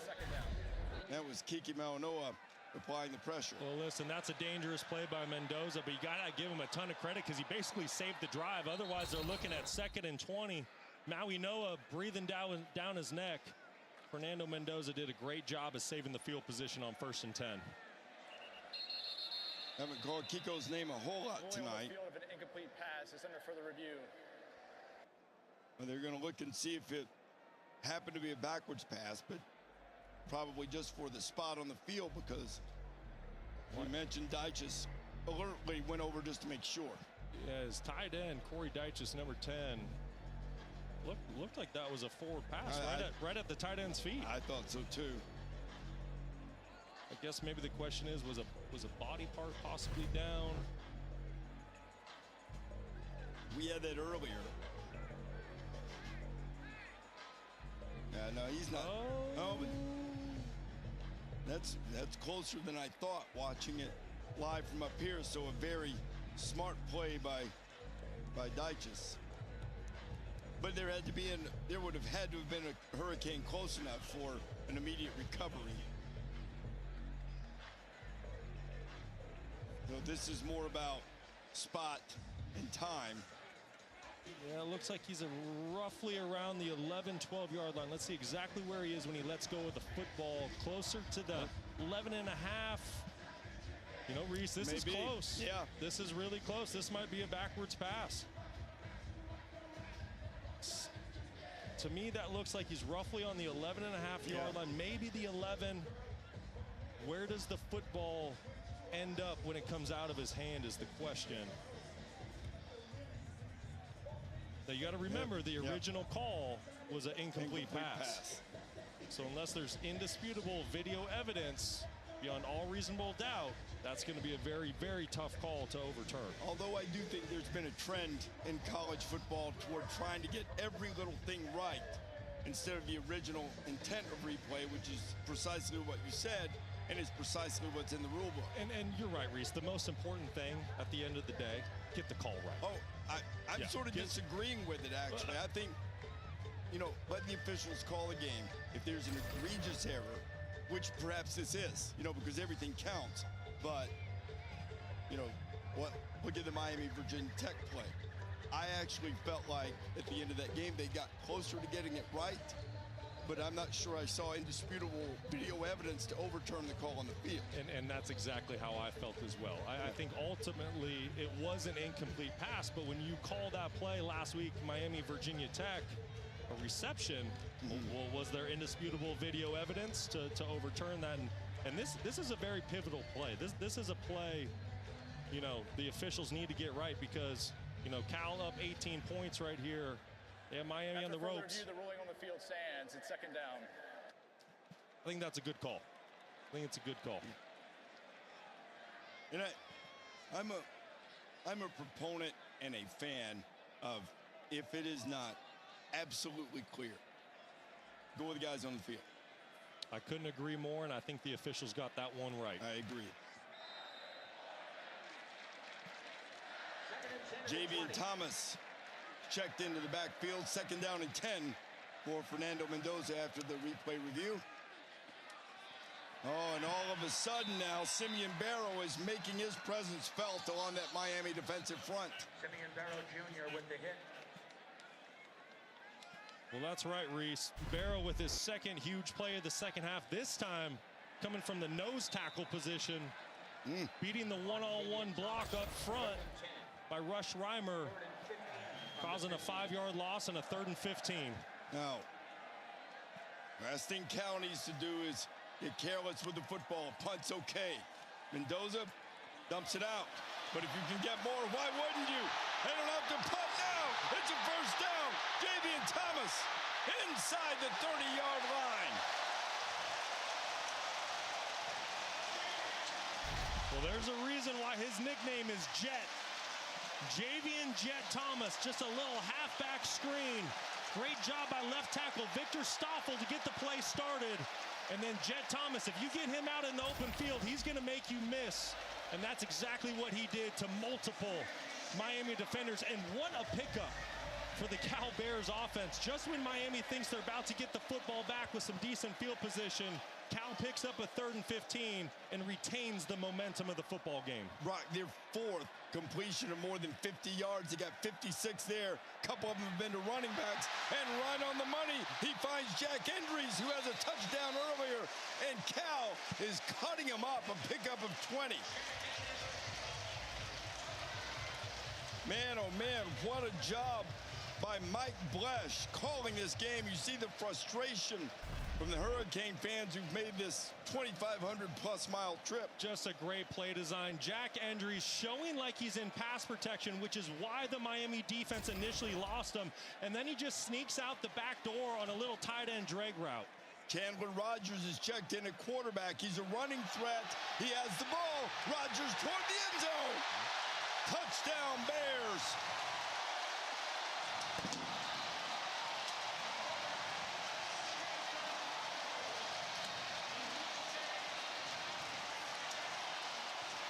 You think it was wild in Berkeley this morning for game day.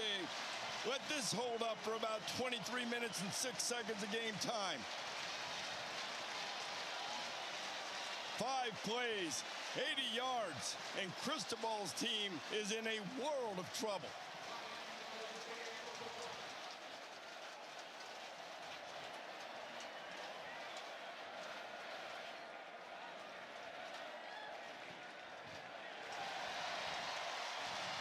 Playing on the road is different. Last night, and he $100,000 going into his bank account today. Unbelievable. I loved Herb Street's celebration too. But by the way, I hope it's not supposed to be a surprise. Herbie will be mad at me. But I think Herbie's wife, Allie, now buying us all some checkered Vans to celebrate. And also McAfee, extraordinarily generous. Pledged, some money for the hurricane relief in eastern Tennessee and North Carolina, which all of us are going to do. I think pledge was $500,000 among all of us on the set. So a lot of good things happening in Berkeley, and they might all think up on Tightwad Hill that the best thing is going down right now on the field with the sturdy Golden Bears up 35-10. Cam Ward, this is an opportunity to lead a massive comeback. It was just last Saturday night that we saw Georgia, a Lazarus-like comeback to take the lead against Alabama before falling late. And listen, Reese, it's really going to test his patience. Down 25, I don't expect Cal's defense to really give him any man-to-man opportunities, single-high defense, to allow him to push the football downfield. So this is going to test his patience. Is he willing to take the underneath throws to try to get his team back into the ball game? You put it on the ground, Martinez. Damian hasn't found a whole lot of running room tonight. Picks up about 5. 9th carry just short of 40 yards now. I expect Miami for the rest of the night to essentially be in a 2-minute offense. They got to play with good tempo. Run game will still be available. The explosive nature of their offense. They've got plenty of time, but they do have to be expeditious. And that one is caught by Restrepo, but he was out of bounds. Yeah, down 25. Time is not your friend. But like I was saying, run game still at your disposal. Screens. You can't just get into a complete drop-back football game at this point. Otherwise, the Cal defensive front's going to tee off on you. So Shannon Dawson has his work cut out for him. And this is really going to test Cam Ward's patience. So if you're counting possessions, need 4 productive ones. And then a bigger problem might be holding Cal right where they are.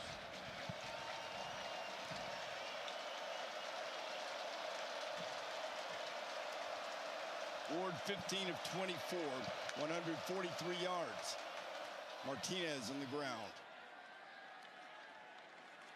Damian kept those legs driving. Pickup of 5. Great job by Damian Martinez following his right guard. Big number 73, Inez Cooper, to make this a 3rd and manageable situation for the Canes. Ward needs 5. Right down the middle and right on target is George again. He gets it down to the Cal 41 on a first down. That was a big-time play by Cam Ward. Miami running an underneath mesh concept, which is what you run when you're expecting a defense to play man-to-man. But George doing a great job sitting over the middle. That's where the football needs to go versus zone. Cam Ward recognizing it and delivering on time. They gave him 15, marked it at the 42. Now Ward looking, has to get rid of it, and it's incomplete. Martinez, the intended receiver. Just an off-target throw by Cam Ward. He loves making plays outside the pocket. He's patient out there. He's cool. He's calm. He keeps his eyes down the field. But that's a play where I'd really like to see him get the football to Damian Martinez a little bit earlier and more accurate. You can see the frustration with Cam Ward. But you got to give a lot of credit to Cal's defense tonight of keeping a lid on this explosive Miami offense.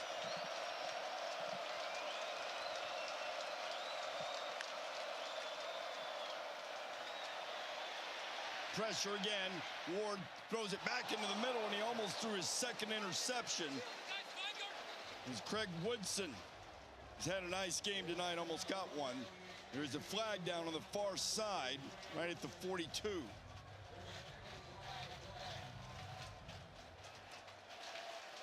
It's going to be a legal man downfield. Miami was trying to get a screenplay started. Cam Ward couldn't throw on time.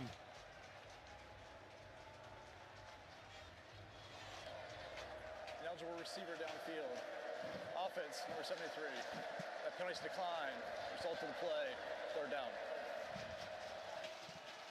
think that's a good decision by Justin Wilcox to decline that to force the 3rd and 10 rather than playing for 2nd and 15. Want to talk about gotta have it moments? Yep. The Hurricanes need a first down or at least some positive yards to make it 4th and manageable. I would assume just about everywhere is 4-down territory, at least when you get to the plus side. Ward buys a little time, finds a man, and it is Sam Brown making the catch, and he's bumped out of bounds just short of the 35, picks up 6. So it will bring up 4th down and much more manageable. That was really impressive pocket presence and movement by Cam Ward. There was pressure early on by Xavier Carlton. He didn't panic, slid in the pocket, kept his eyes down the field to make this a 4th and 3, a very manageable distance for this offense. But this game's going to be far less manageable for Miami if Cal can get a stop here. 4th down.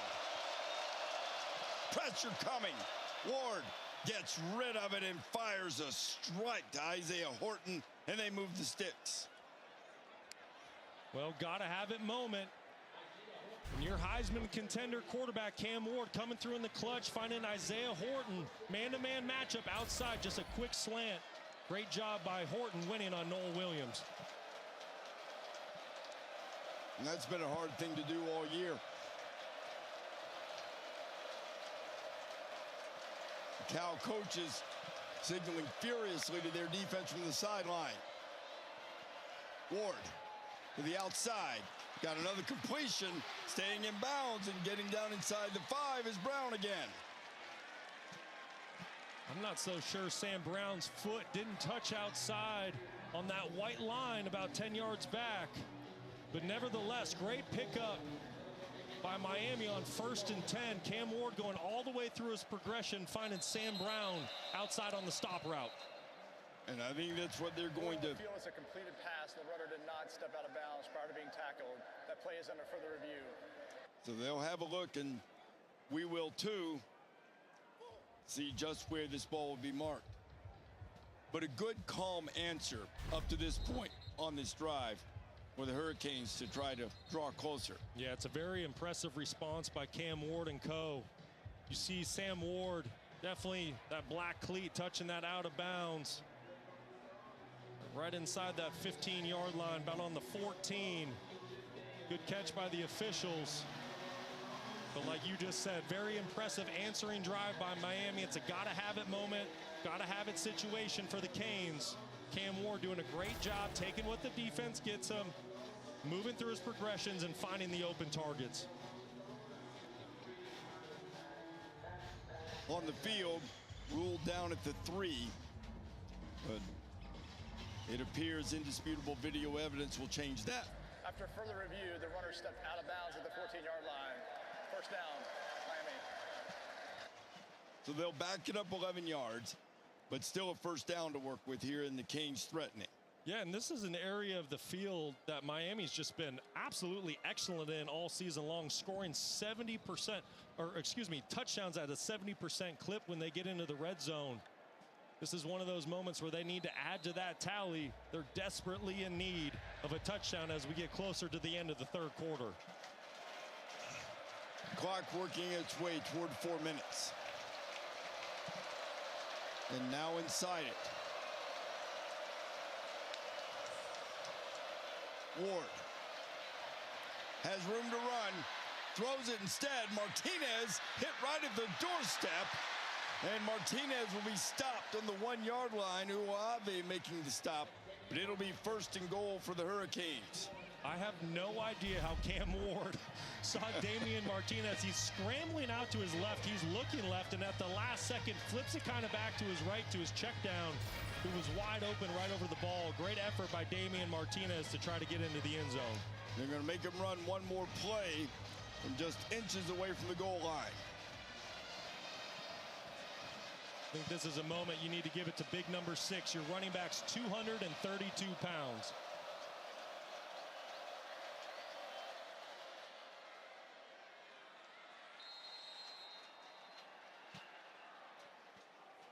Whistles.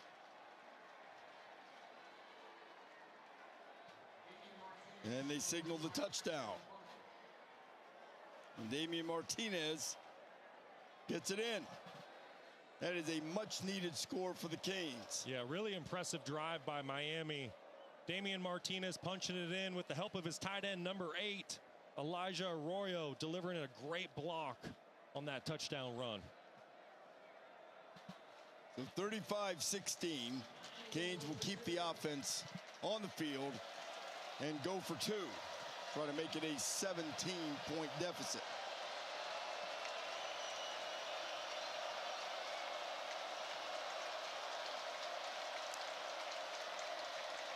Corner showed the blitz, now he's coming. He's picked up, fade to the corner, Restrepo's got it, and the 2 is good. It's 35-18 with 3 minutes, 2 seconds remaining to play here in the third quarter.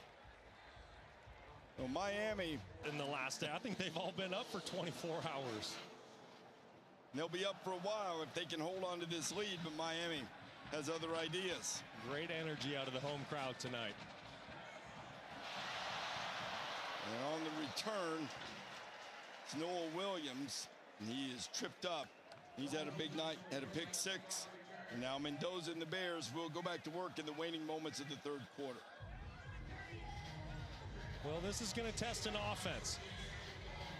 You know, you got a multi-score lead. You're approaching the end of the third quarter. You can't take your foot off the gas, but you still need to be smart with the football. You need to take calculated risks because we know how talented Miami is and how explosive their offense is. So Cal needs to find a way to have success on first and second down, keep it third and manageable, and string together a good, healthy drive. Mendoza had a career high in the loss to Florida State of 303 yards, and he's got 285 on 11 completions, and they do a little end around. Here comes Jonathan Brady. Brady across the 40 out to the 45.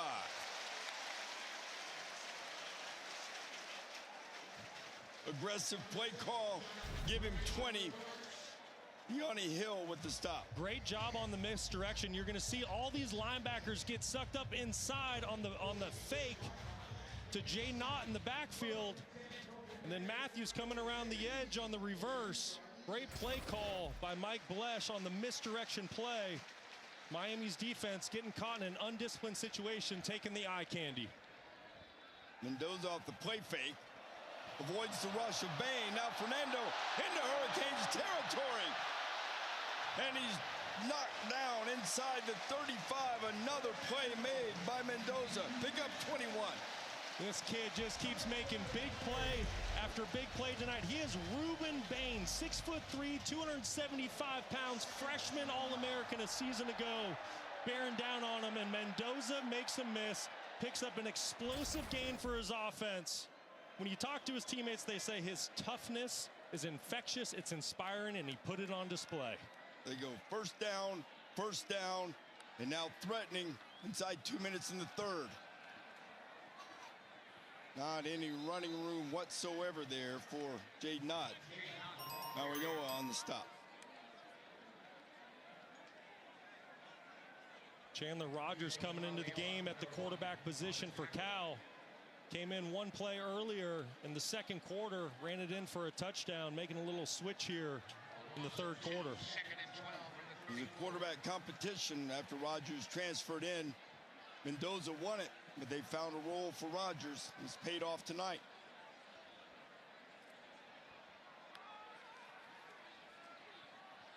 He thought he was going to run it, maybe, and he flipped it out to Jaden Ott for the completion.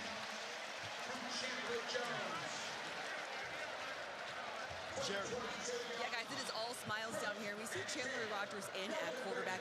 An offensive coordinator, Mike Lush, telling us he can make those plays, particularly when a play breaks down. That's when he shines. Even at practice, guys, he makes some moves. The whole defense just hoot and hollering. But those are those explosive plays, and we're seeing that now here, him at quarterback.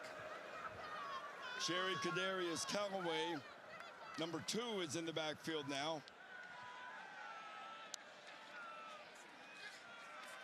Callaway has the ball, and he gets down just short of the 20-yard line. Maybe picks up one before the Saints stops him.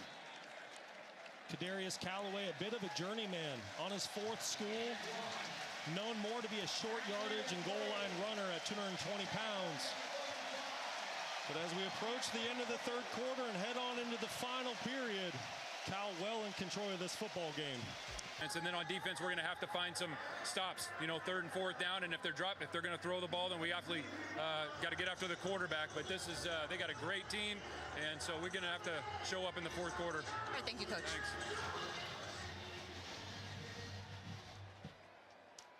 They've been showing up all night.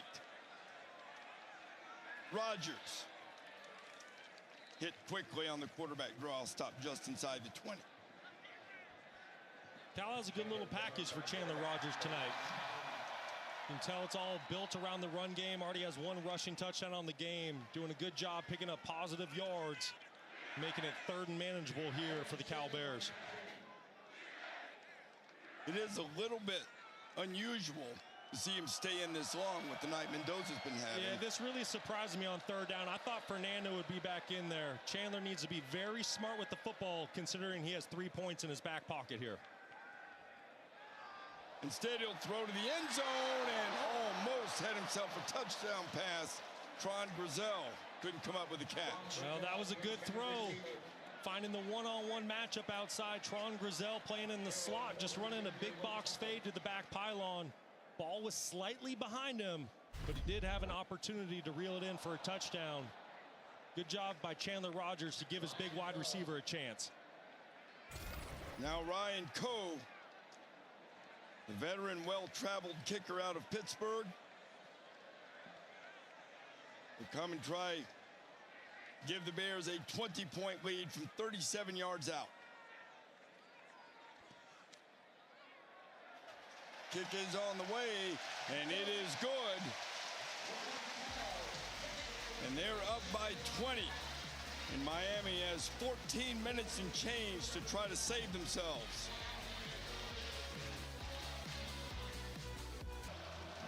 Richard H. White, Colonel Richard H. White, father of Mario's wife, Jessica. We are honored to point his service out tonight. Drop pass, it'll be 2nd and 10. Fletcher couldn't hang on. Not the drive starter you want if you're a Miami fan, but you have to give a lot of credit to the Cal defense. Just nowhere to go with the football for Cam Ward. The Bears defense, they've done a phenomenal job all night long. When Cam Ward gets outside the pocket, they're really plastering down on those wide receivers, and there's nowhere to go with the football in the scramble drill. 14 minutes. They need 3 touchdowns. And they need to find a way to stop Cal when they have the ball. But that'll be a good start. Xavier Restrepo works his way up across the 45-yard line. First down, Canes. Good recognition by Ward, finding his go-to target, Restrepo, in the slot. He's matched up with number 9, Ryan Yates. That nickel position's really been a bit of a struggle this year for Cal. If there is one weakness in the defense, that's the spot. Good job of Cam Ward taking advantage. 2 flags fly from behind the offensive play and throw it into the end zone and knocked away. We'll see what those flags are about. Holding. Offense, number 50. 10-yard penalty. First down. That would have been a good guess with both of them flying in from behind Ward before he launched. Zach Carpenter, the center that came over from Indiana, played center and guard during his career for the Hoosiers, started 25 games. He's really been kind of one of the cornerstones of this Miami offensive line early in the season, brings a lot of leadership and experience to the position. His former teammates are doing quite well, too. And what a job by Kurt Signetti in Indiana. It's been that kind of year already. Here we are in early October. Could we have the 5th top 11 road upset of this Saturday? Miami's going to have to do work to avoid it.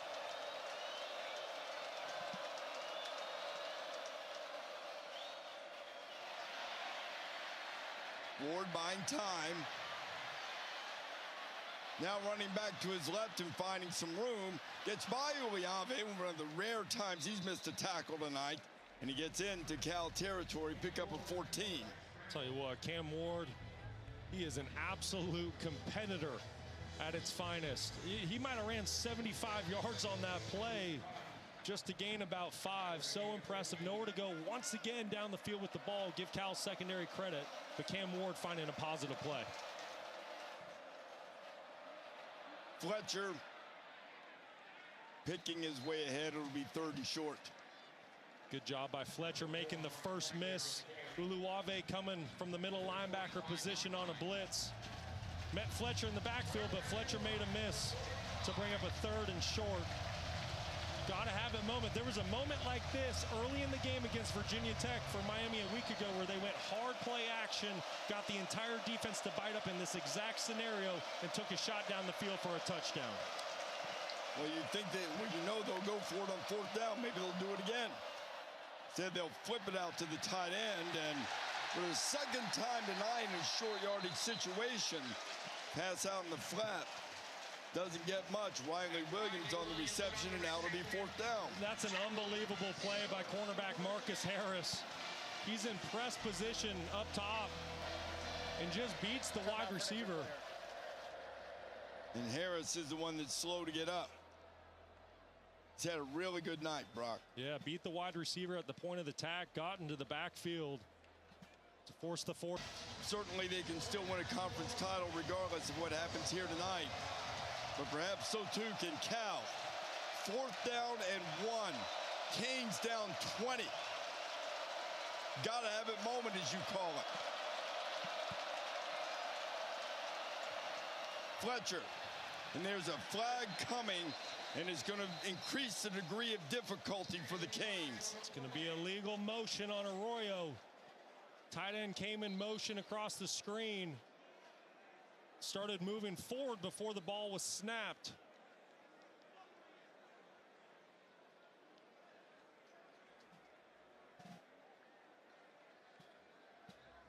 And after a quick start, things sort of unraveled for the Canes. Jumped on top 7-0, and then the Bears went on a run. Illegal motion. Offense, number 8. Looking for the line of scrimmage to the snap. 5-yard penalty. Still 4th down. Arroyo's going to come from the bottom of your screen to your top in motion. When you're in motion, you cannot start going forward before the football is snapped, which is why that was a legal motion call. Arroyo, who's had really a breakout season for the Canes, with the pivotal mistake on 4th and 1. With the ball resting right at midfield, the game could be hanging in the balance for the Canes, and Cal wants to make sure they have that defensive call just right. So you got one of the more creative players in the country in Cam Ward. What are you calling here? Yeah, I'm not going to let him be creative. If I'm the defensive coordinator, Peter Sirmon, in this situation, I'm going to bring an all-out pressure. There's been one time tonight on a 4th and short where Miami had an answer when Peter Sirmon and his defense brought pressure. Outside of that, they haven't handled it very well. So if I'm the Cal Bears, I don't want to give Cam Ward time to think. I want to force him into making a very quick decision. Cam's played a long time. Incarnate Word, Washington State, now Miami. 50 starts. Only twice has he been held without a touchdown pass. He doesn't have one yet. Now, if Cal brings the heat, you're down 20. You need something big. Might Ward try to strike and get it all here? What they really need, though, is 6 yards to keep the ball. Cal showing man-to-man defense.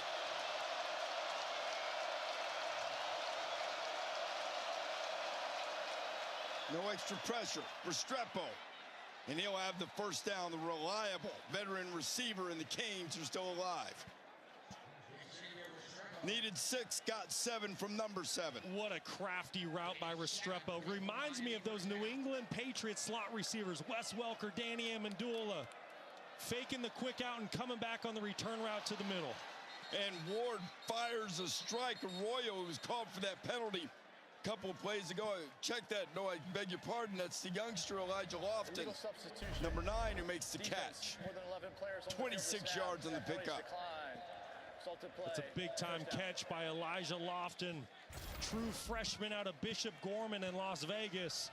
Talking to the coaching staff, they say they are very excited about his future. Has an extremely high ceiling, and you can see why. Bringing in that reception, gotta have it moment, taking the big hit and holding on to the football.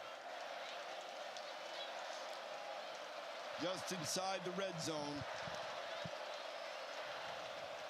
Canes putting a drive together.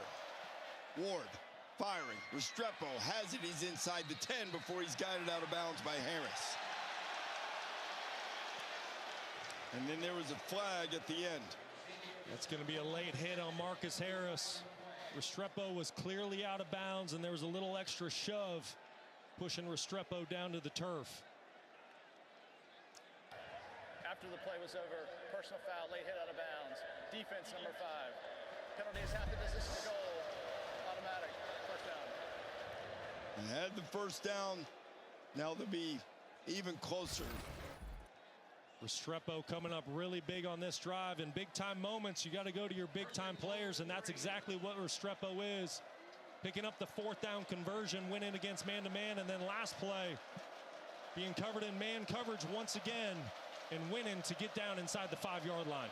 Restrepo on the verge of moving into the top 5 in receiving yards in Miami history. What they really need right now is a score to draw closer. Ward being chased, and Cam will throw it out of the back of the end zone. This defense has just been so impressive all night. Cam Ward did a great job selling the fake, bobbled the snap. A little bit of issue with the initial snap exchange with that pulling guard, but nevertheless did a great job of selling inside run. Didn't fool Cal for a second. The secondary linebackers stayed disciplined with their eyes, didn't take the candy. Nowhere to go with the football for Cam Ward down the field. Now 2nd and goal.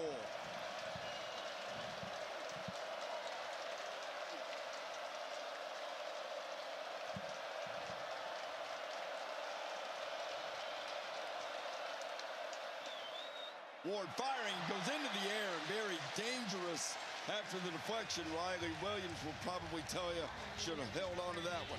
That was a really impressive throw by Cam Ward. There was a very, very small window to fit that football into, with defensive end number 7, David Reese, dropping from that end position into coverage. You want to talk about a small window, but Cam Ward put it exactly where it needed to be. A play Riley Williams needs to help him out and make that catch. 3rd and goal.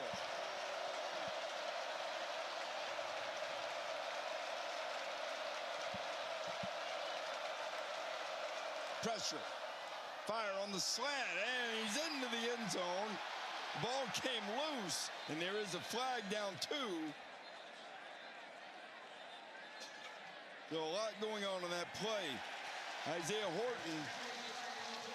Reese, I think it's going to be pass interference on wide receiver Sam Brown. The Canes were trying to run a little mesh rub play that so many teams do. The play was a touchdown, however, pass interference. Offense, number 11.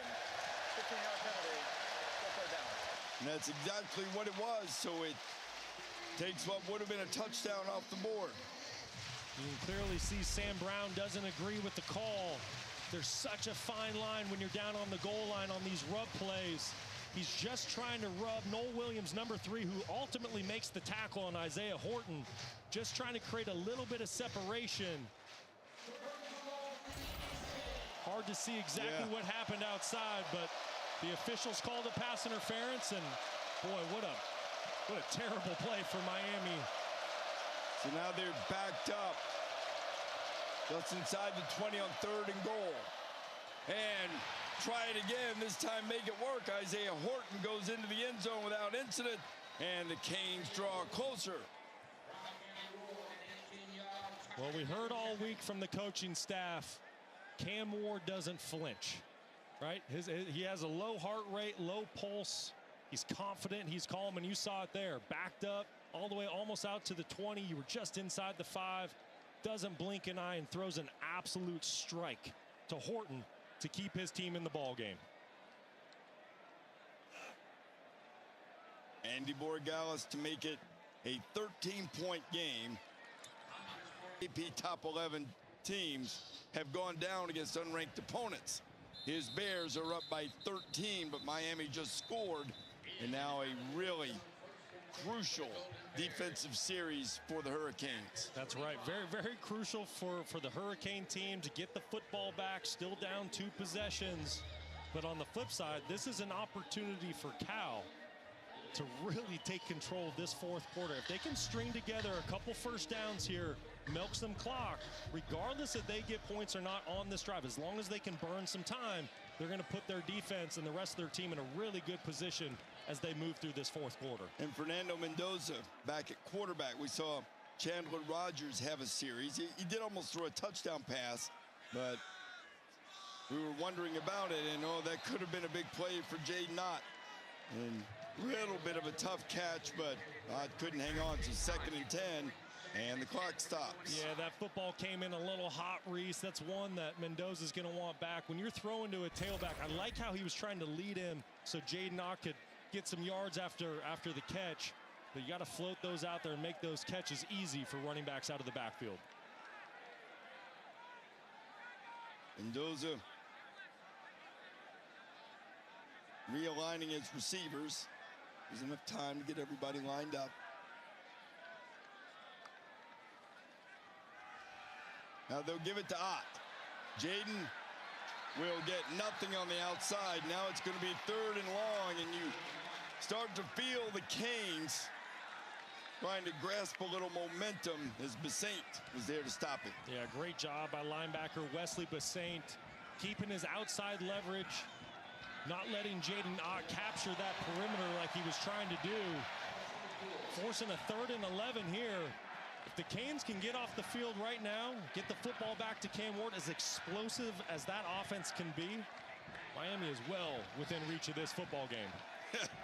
The playmaker locked in with his team, Michael Irvin on the sideline. Everything for Cal tonight has come courtesy of big plays and through the air. They haven't been able to run it at all.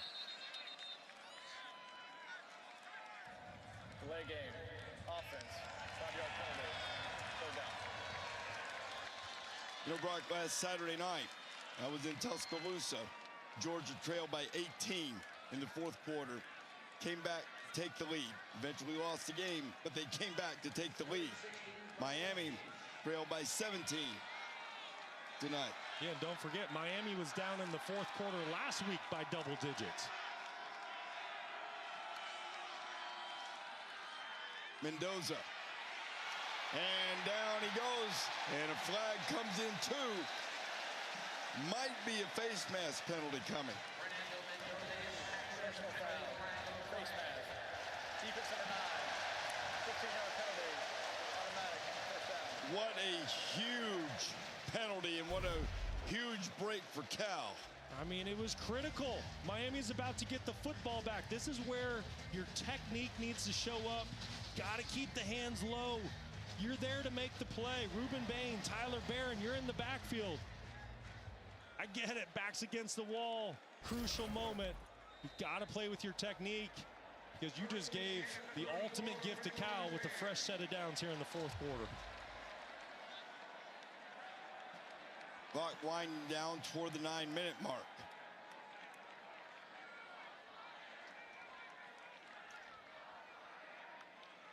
Digits in motion.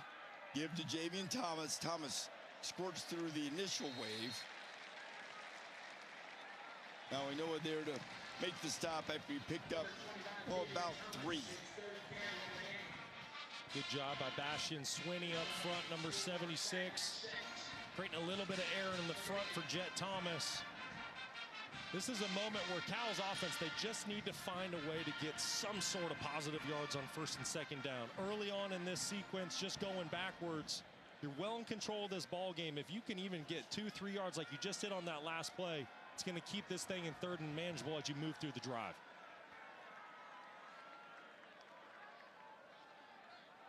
Back to the ground.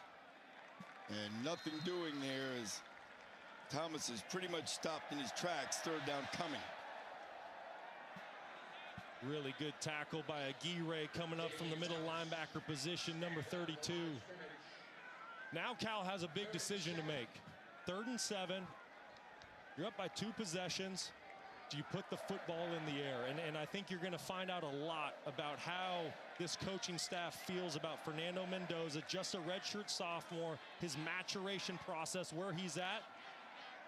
If I'm the coach here, I'm throwing to get the first down. I'm playing to win. Now, it's got to be a smart call, but play for the win. And that's what they're doing. And Mendoza feels the heat. He goes down. Remember, coming into the night is Ruben Bain back in the lineup for this game, gets the sack. Mendoza had been sacked 13 times in the previous 2 games. And the Hurricanes get another one. You were wondering when Ruben Bain was going to make his presence felt in this football game, and on that 3rd down, beat a double team. Jet Thomas was chipping him off the edge, so there was a double team. Great play by Ruben Bain, but I also want to give Fernando Mendoza a lot of credit. He didn't make a bad play worse. The coaching staff entrusted him in trying to pick up the first down by throwing the football. Pocket broke down, he protected it, and reserved the right to punt the football. Canes are trying to save field position and perhaps get a return. 2 return men back. Restrepo comes up and he'll make the fair catch. And the Canes will have good field position. They scored the last time they had it. Now 6:42 remaining. Hurricanes down by 2 scores. Well, you want to talk about a monster night. Cade Uluave just put together a phenomenal performance. By the time we got to halftime, he was already to double-digit tackles. He's been relentless no matter what his role was. He's blitzed the quarterback, made plays in the backfield. He's been running sideline to sideline and tied a career high tonight with 14 tackles, and the game is not over. That was 14 tackles coming last year in the game against Oregon. Ward firing it into the middle. That's Isaiah Horton making the catch, picking it right up off the turf. 13-yard completion. Expect Miami to play in warp speed here. They need multiple scores. They're going to go as fast as possible. And the whistle's coming in. We presume to make sure Horton made the catch. First charge timeout. Cal, it's 30 seconds. Well, so it was not a stoppage. Cal uses its 2nd timeout. Now, you don't want to get caught in a really bad call. You give up a quick score here. But look, this thing's a long way from over, and now the Bears only have 1 timeout. Well, and that's exactly right, Reese. Like, if you're not comfortable with your defensive play call here, being fully in control of this football game, don't save those timeouts. So I obviously there was something going on down there with the defense. Good decision by Justin Wilcox to burn a timeout and get his team organized.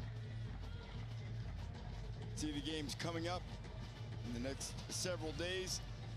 Michael Irvin, you're trying to keep Miami from being the latest upset victim, at least by offering moral support. Boy, what a day it's been. And now there's a certain nervous energy that you feel throughout the stadium. For a while, a lot of confidence. But now that lead's been cut to 13, and the Canes have found a rhythm. Well, and that nervous energy is because Cal is on the cusp of a monumental program-building victory under Justin Wilcox. The fans can feel it. They know they're close, but they also know who's playing quarterback for the other team, and Cam Ward still has plenty of time to go to work. It has been something for Wilcox's teams, a lot of close games, and a lot of them. Looking for a landmark win here tonight, but Ward has other ideas. Taking a shot down the field and a little too much for Isaiah Horton. Boy, Isaiah Horton, he can flat fly. Just a redshirt sophomore, 6'4", 205 pounds. I want to talk about a player that plays with an edge and has a high ceiling. He's someone to keep an eye on. Really having a breakout season for the Canes this year. He'll take a break. He has run a lot of routes tonight. A lot of them down the field. Damian Martinez in the backfield with Ward. Been a relatively quiet night for Damian.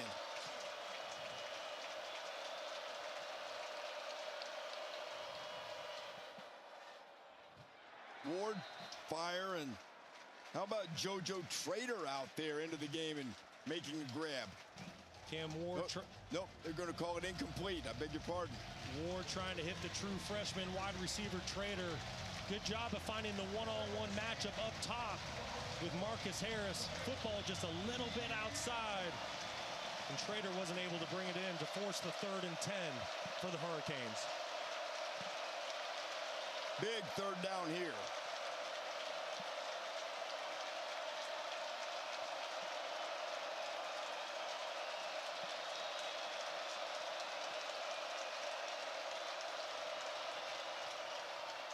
Flag flies.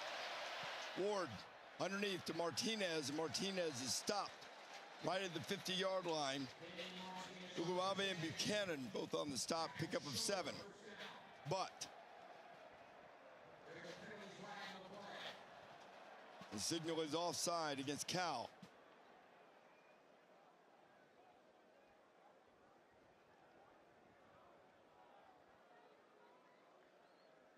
Offside. Defense number 44 line up in the neutral zone. 5-yard penalty, 3rd down. Xavier Carlton caught in the neutral zone, so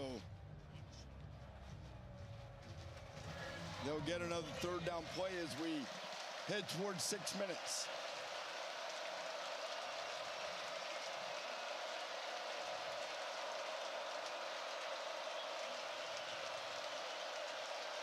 Chris Johnson's into the game. He's a speedster. He's running down the middle of the field, calling for the ball, and is almost intercepted off the deflection off the hands of Restrepo. Jair Smith almost got to it. Yeah, Smith trying to put the game-sealing play. He brings in that interception. It's all but done for the Miami Hurricanes. Trying to push the football down the field. Cal playing a zone defense.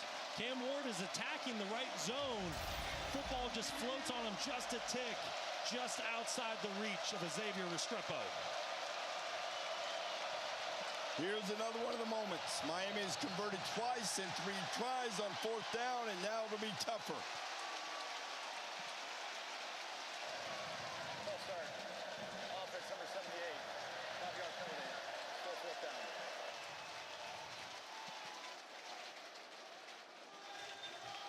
So a big step off here. Now the Canes will need 10. In a lot of ways, this is going to be the play of the game. One way or the other. You're about to hear Cal Memorial Stadium be as loud as it's been in a long time. And here they come. Ward fires. Who else? Restrepo, 1st down Miami. Tell you what, Cam Ward is just so impressive, so calm under pressure. Cal playing his zone defense once again. Trusts Restrepo, it's his go-to target. Great throw and catch. Ward back to work. Flips it ahead to Martinez. Martinez spinning and slammed down right at the 35 by Buchanan.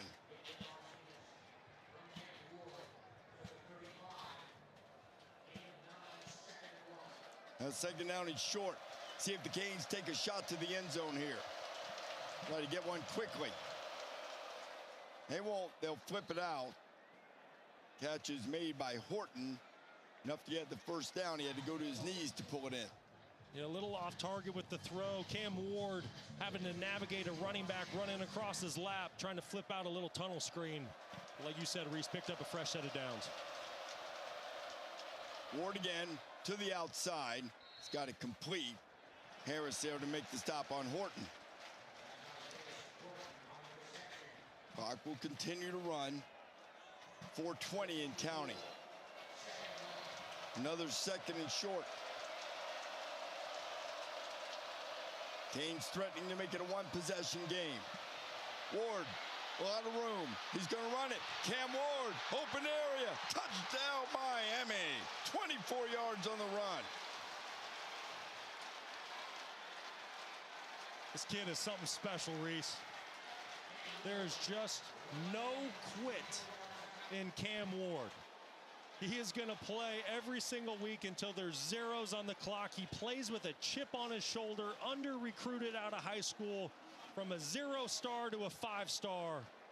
Catching Cal's defense and man-to-man. No one had eyes on the quarterback. Gets outside the pocket and makes him pay. 9 plays, 70 yards, just over 2.5 minutes. The extra point is true. And now the Hurricanes are just a touchdown, an extra point away from taking the lead. Cristobal has said he loves his team's competitive spirit. Man, have they been showing it. I mean, it's just so impressive. You know, Cam Ward just does not give up. He gets outside the pocket, nowhere to throw the football, but there's no one on defense accounting for the quarterback. And once again, like he's done week in and week out this season, makes defenses pay with his feet and his arm on that drive. Ward 31 of 48, 328 yards, 1 touchdown pass, and a 24-yard touchdown run. And you see Cal doesn't have a single yard in the fourth quarter, and they are going to need to get something done on offense with this possession.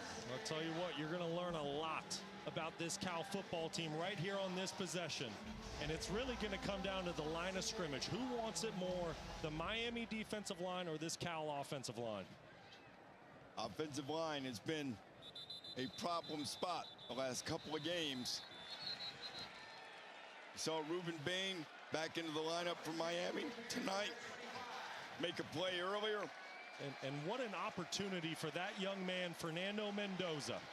The kid that grew up a 3-minute walk from the University of Miami campus, wasn't recruited by his hometown team, the team he grew up rooting for, and he has an opportunity to knock them off, the number 8 team in the nation, but he's going to need to string together a great drive here to seal the ball game. Mendoza's dad, Fernando, looking on. It's been a huge rally for the Canes. Now they find a crease, and running through there is Javian Thomas. Boy, did Cal need that one. 19 yards on the pickup.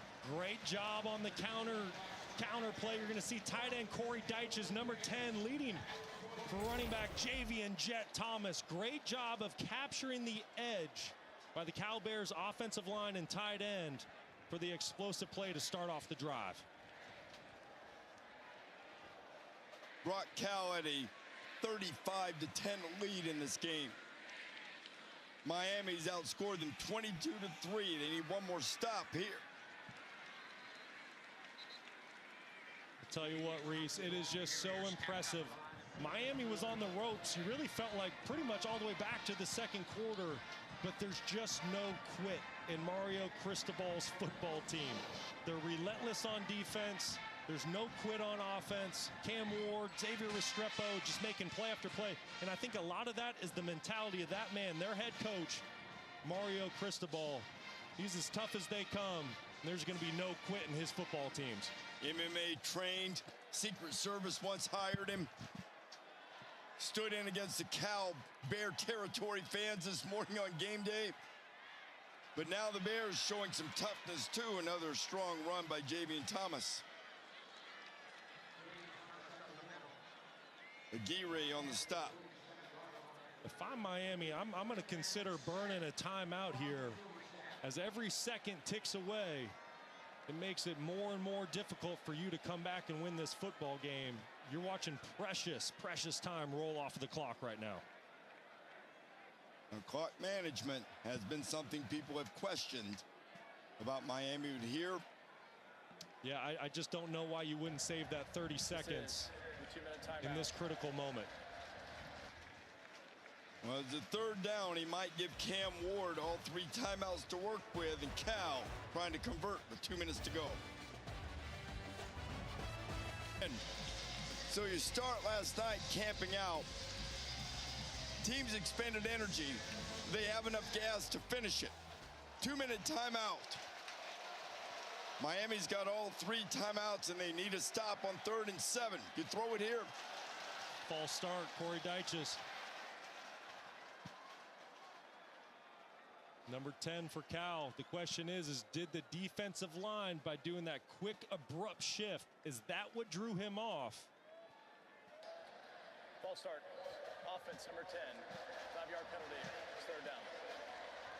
Reese, that drastically changes your play call here. On 3rd and 7, I'm absolutely throwing. I'm trying to win this football game. We have the number 8 team in the country on the ropes.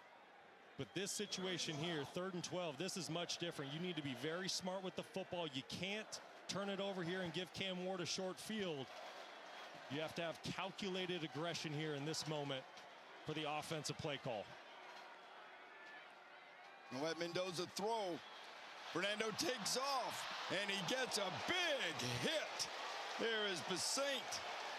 Went right after him, and Mendoza really slow to get up. He took a shot.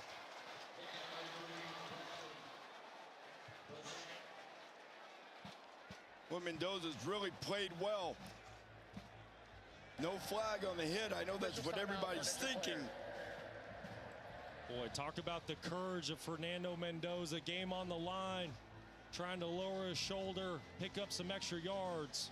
But Wesley Basaint, what an unbelievable hit. You just hope Fernando Mendoza is okay in this situation. You see his parents looking on. Clean hit, legal hit.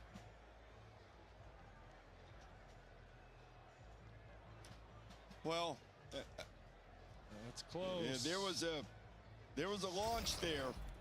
And maybe a lead with the head too. Yeah, probably fortunate that there wasn't a flag for them to at least have a look. I don't think you're wrong, Reese. I misspoke. That's definitely worth looking at. You're right. There's a launch. There's contact to the head and neck area. Previous play is under further review for potential targeting foul. And here we go. Chandler Rogers warming up. Mendoza has played a fantastic game. 11 of 18, 285 yards. Kid from Miami's game meant so much to him. And now they'll check him out. Have a look at it. What do you think here, Brock?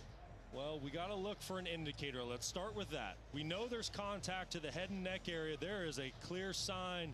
Lowering the head, there's a crouch, there's an upward thrust.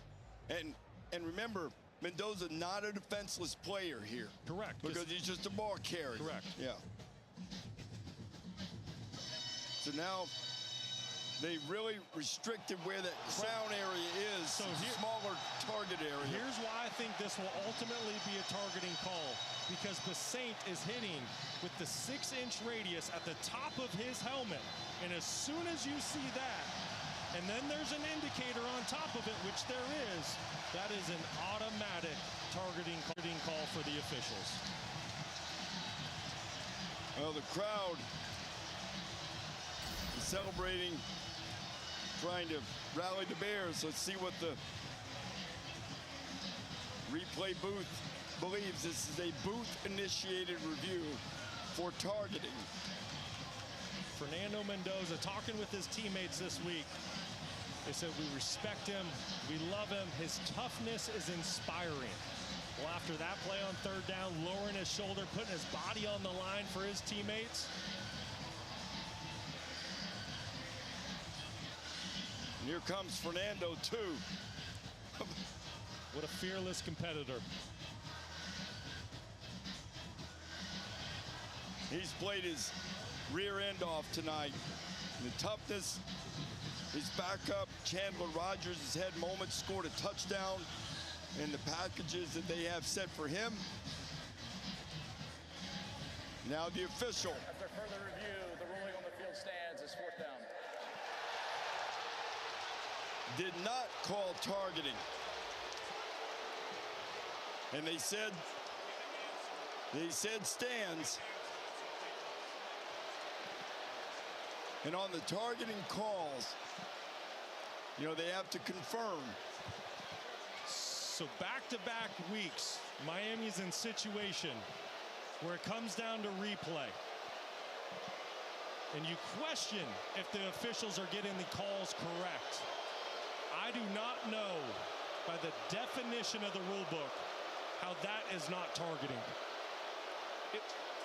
I'm not saying Wesley Bissaint did that intentionally. No. I think he's just reacting, playing good, hard, tough football. But by definition, that is 100% targeting.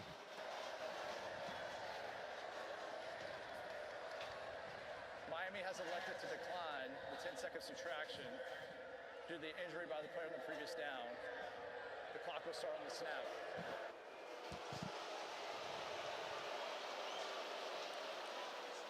The only thing I can think of, Brock, is one of two things. Either they felt as if they didn't have a clear enough look to see if that small area, atop the crown of the helmet, made the forcible contact to the head and neck area. And of course, as we mentioned, the differences when it's a ball carrier as opposed to a defensive player. But well, and if we have to get to the point where a magnifying glass has to come out to get the calls correct, we might need to look at changing the way some of these rules are written. And this punt is going to be a really effective one. And they'll pin him inside the 10-yard line in Berkeley. So whether you agree with the call or not, that's where it is. And Cam Ward, with the second game in a row, the chance for a Heisman moment.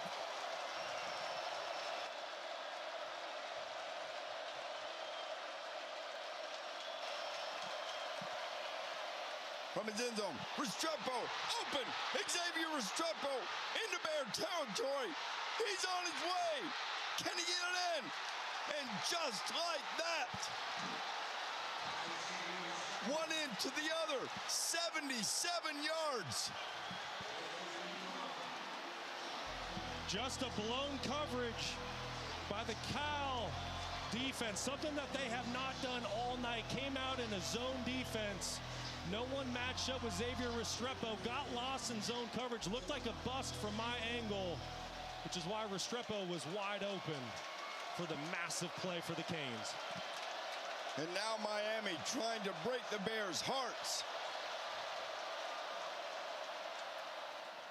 Quick pass out. Horton gets it down to about the 10-yard line. And remember, Cal only one timeout left. So they can't really do much except try to get a defensive stop. Restrepo on that big play just running a basic deep cross across the field, and you can see that there's nobody in the screen wearing a Cal Bears uniform.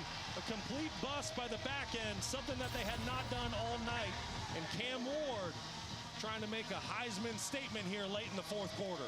We had a late flag there too, Brock. We'll see what the call is.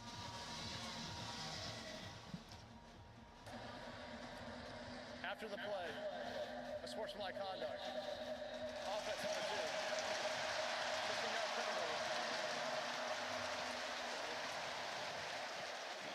penalty. Now look.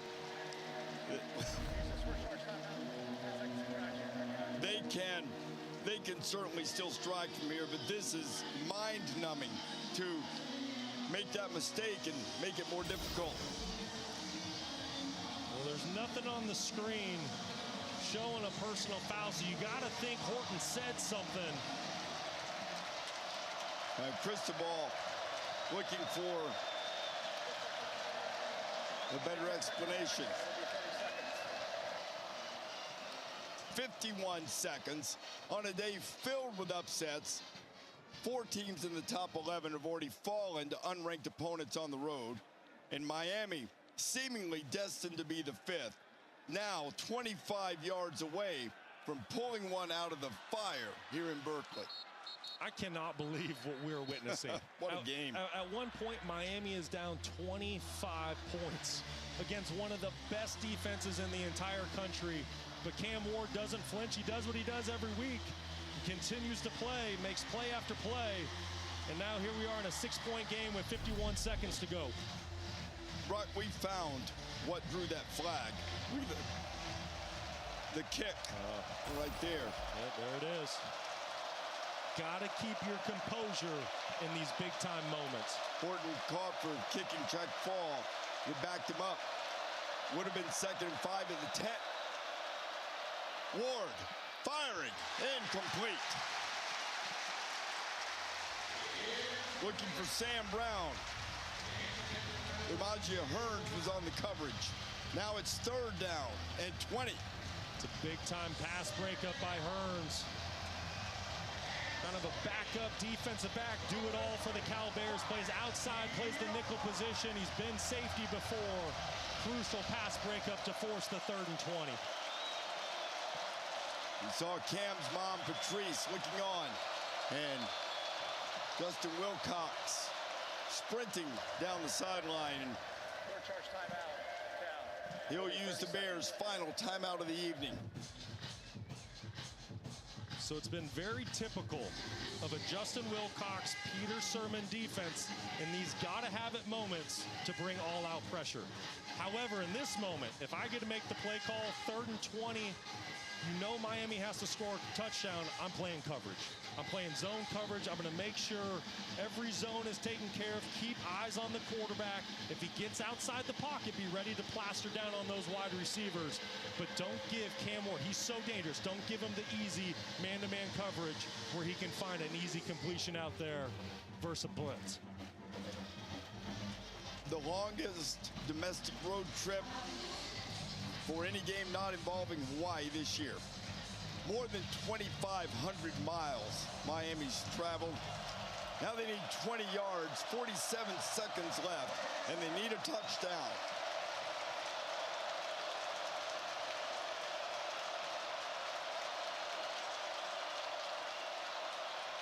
Ward whips it out. He's got his man. He's got Martinez. And Damian Martinez puts him right on the doorstep. Picked up 23, and it's going to be 1st and goal. Well, that's the downside to playing zone coverage. When you drop back into your zone, sometimes you lose the tailback out of the backfield. Damian Martinez sneaking out to the flat. You see, just gets a foot outside on the out-of-bounds line.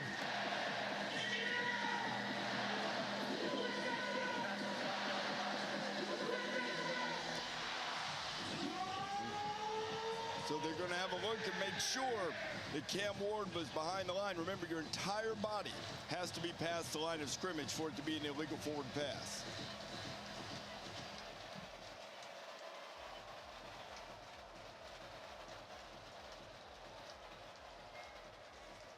Miami's sitting at the ready. This would be a 2nd straight exhilarating win for the Canes if they can pull it off. The Virginia Tech game last week. Now this one, if they can do it. Let's watch. Line of scrimmage is on the 25. And you said it, Reese, his entire body has to be beyond the 25 for it to be an illegal forward pass. We'd love a free shot of that. Officials are... After further review, the ruling on the field stands. 1st down. That seemed the most reasonable. Stands means No conclusive video evidence. Play called on the field that nothing was amiss. And so now, 37 seconds separating the Canes from one of the great comebacks in recent memory for them. Once 35-10. Now down by 6.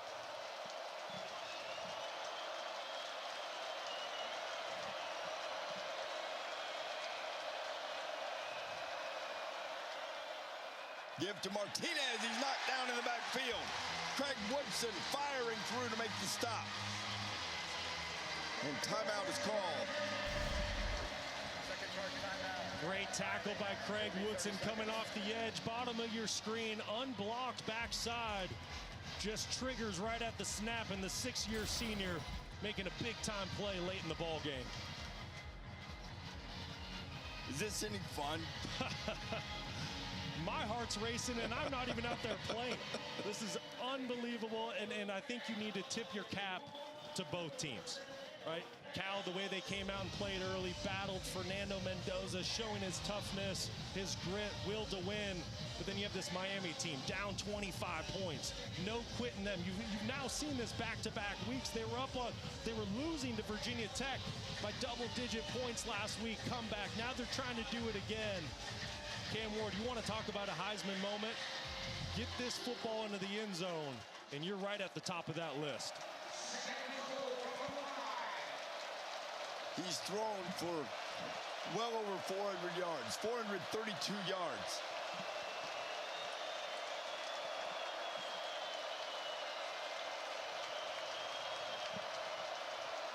Canes need 5 more.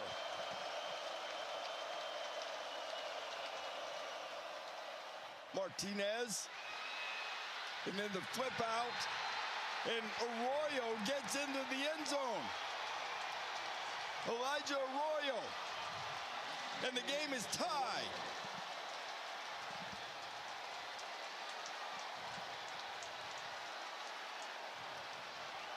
A 5-yard touchdown catch. Unbelievable comeback by the Miami Hurricanes. Elijah Arroyo battled injuries early on in his career, had so many ups and downs.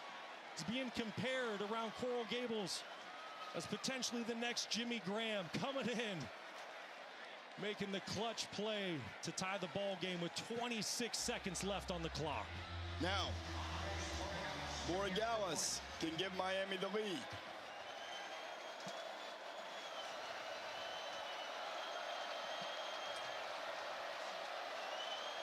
Kick on the way. And the Canes have come all the way back, and they lead it 39-38 with 26 seconds remaining. What a performance, what a comeback. Cam Ward. He rode Martinez, pulled it out, and flicked it out to Arroyo, who gets it in. Cal elected to bring pressure. It was one-on-one with Arroyo in the safety. I think Cam Ward's mother likes that play. Oh, boy. The Wards never miss a game. And this will be one that, whatever it costs them to get here, worth every penny, assuming that the defense can now keep Cal out of field goal range. Well, listen, this game, 26 seconds left. Still a little time for Cal to try to make a move.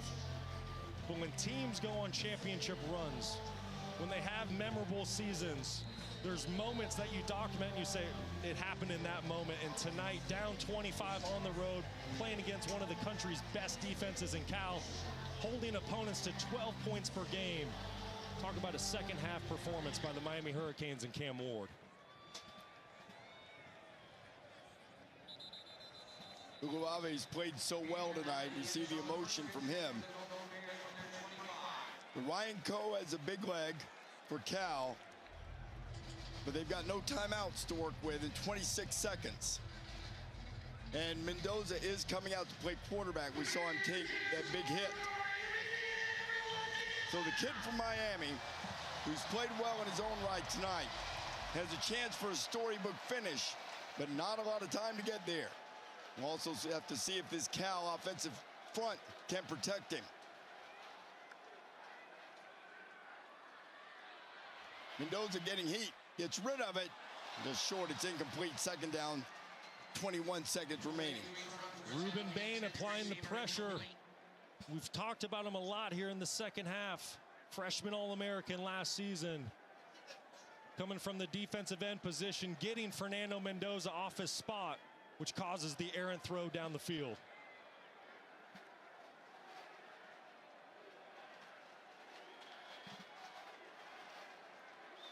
Have to find a chunk play here and either get out of bounds or run up and spike the football. Mendoza back to work. Fires down the middle, looking for Dyches, and almost made the connection. It'll be third down, 16 seconds remaining.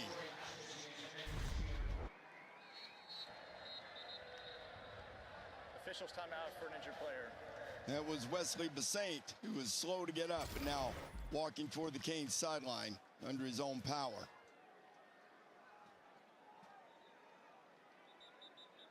Wow, what a roller coaster this second half. My goodness. My goodness. Fans starting to chant, "Let's go Bears." Time's running short. Fernando Mendoza's father, Fernando, hoping for a minor miracle.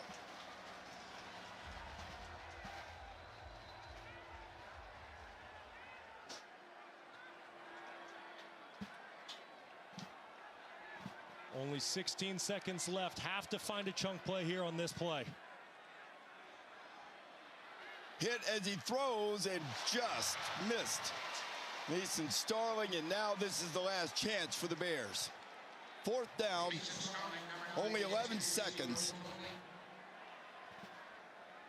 Just out of the reach of Starling. Mendoza did a good job at navigating the pocket, keeping his eyes down the field. Just slightly in front of his target. Number 2 for Miami. It's now wearing number 43. You're familiar with the desperation play that scored. The Miami Miracle. Third charge timeout, Miami. It will be 30 seconds. Now with 11 seconds, fourth down, are you doing that now? Or are you going to try to get 10 or 11, get out of bounds, and then run another play? I think you have to go for it right now. And what we're talking about in the Miami Miracle, think back to Boise State years ago. Every team has it in their playbook. You try to hit a deep in cut, and then you start playing lateral football. You flip it back to a running back, other receivers. You try to get the sideline and leverage. Offensive linemen release down the field to try to catch a block. Just a really, really tough situation for Cal to be in. Ideally, like you said, Reese, you would like to try to just pick up 10, 15 yards and get yourself in a better position for a Hail Mary. But I think at this point, because it's fourth down, you cannot risk being short and coming up short of the sticks. Yeah. Got to try to push the football down the field. Miami has 3 defenders back at their own 40-yard line. Rushing 2, spying 1. They go over the middle and it's picked off. Intercepted by Maui Noah, and Miami is going to get out of here with a win.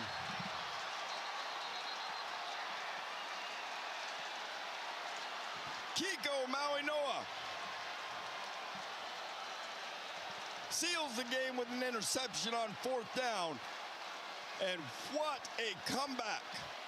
Miami has had a ton of memorable wins in its storied history. We talked about the championship drought, but now in back-to-back games, they have pulled one out of the fire on a day when upsets abounded. I don't know if I've ever seen anything play out like the way this football game did. The emotion, the no quitting, the Miami Hurricanes coming back down 35-10 in the second half. And you see those emotions playing out on the football field right now. Tempers, frustration, flag flying, another one. And man, you're so impressed with the Hurricanes comeback, but you can't help but feel for the Bears, who seemingly had this game all but salted away. Up 35-10 and 39-38. The U. I'll tell you what, I've learned something about this Miami football team the last 2 weeks. they will stare adversity in the face and smile. Will not flinch. Interception after the play. Sportsmanlike conduct. Miami number 32. 15-yard penalty. First down. Brock, over the last 18 minutes of the game, Miami outscored Cal 29-3 in 18 minutes. Unbelievable. Now, some might say maybe they shouldn't have been in that situation. But when you have an offense that can put up 29 in 18 minutes, you are never out of a game, and you're never out when number one is taking the snaps for you. Well, no question, and they've now shown that back-to-back weeks. But, you know, to that point, I don't think Cal did anything wrong. They didn't take their foot off the gas. They continued to get points in the second half. The difference was Cam Ward, Xavier Restrepo, and the rest of that Miami Hurricanes offense. And perhaps appropriate, too, that with the game in hand, Miami took a knee. 39-38.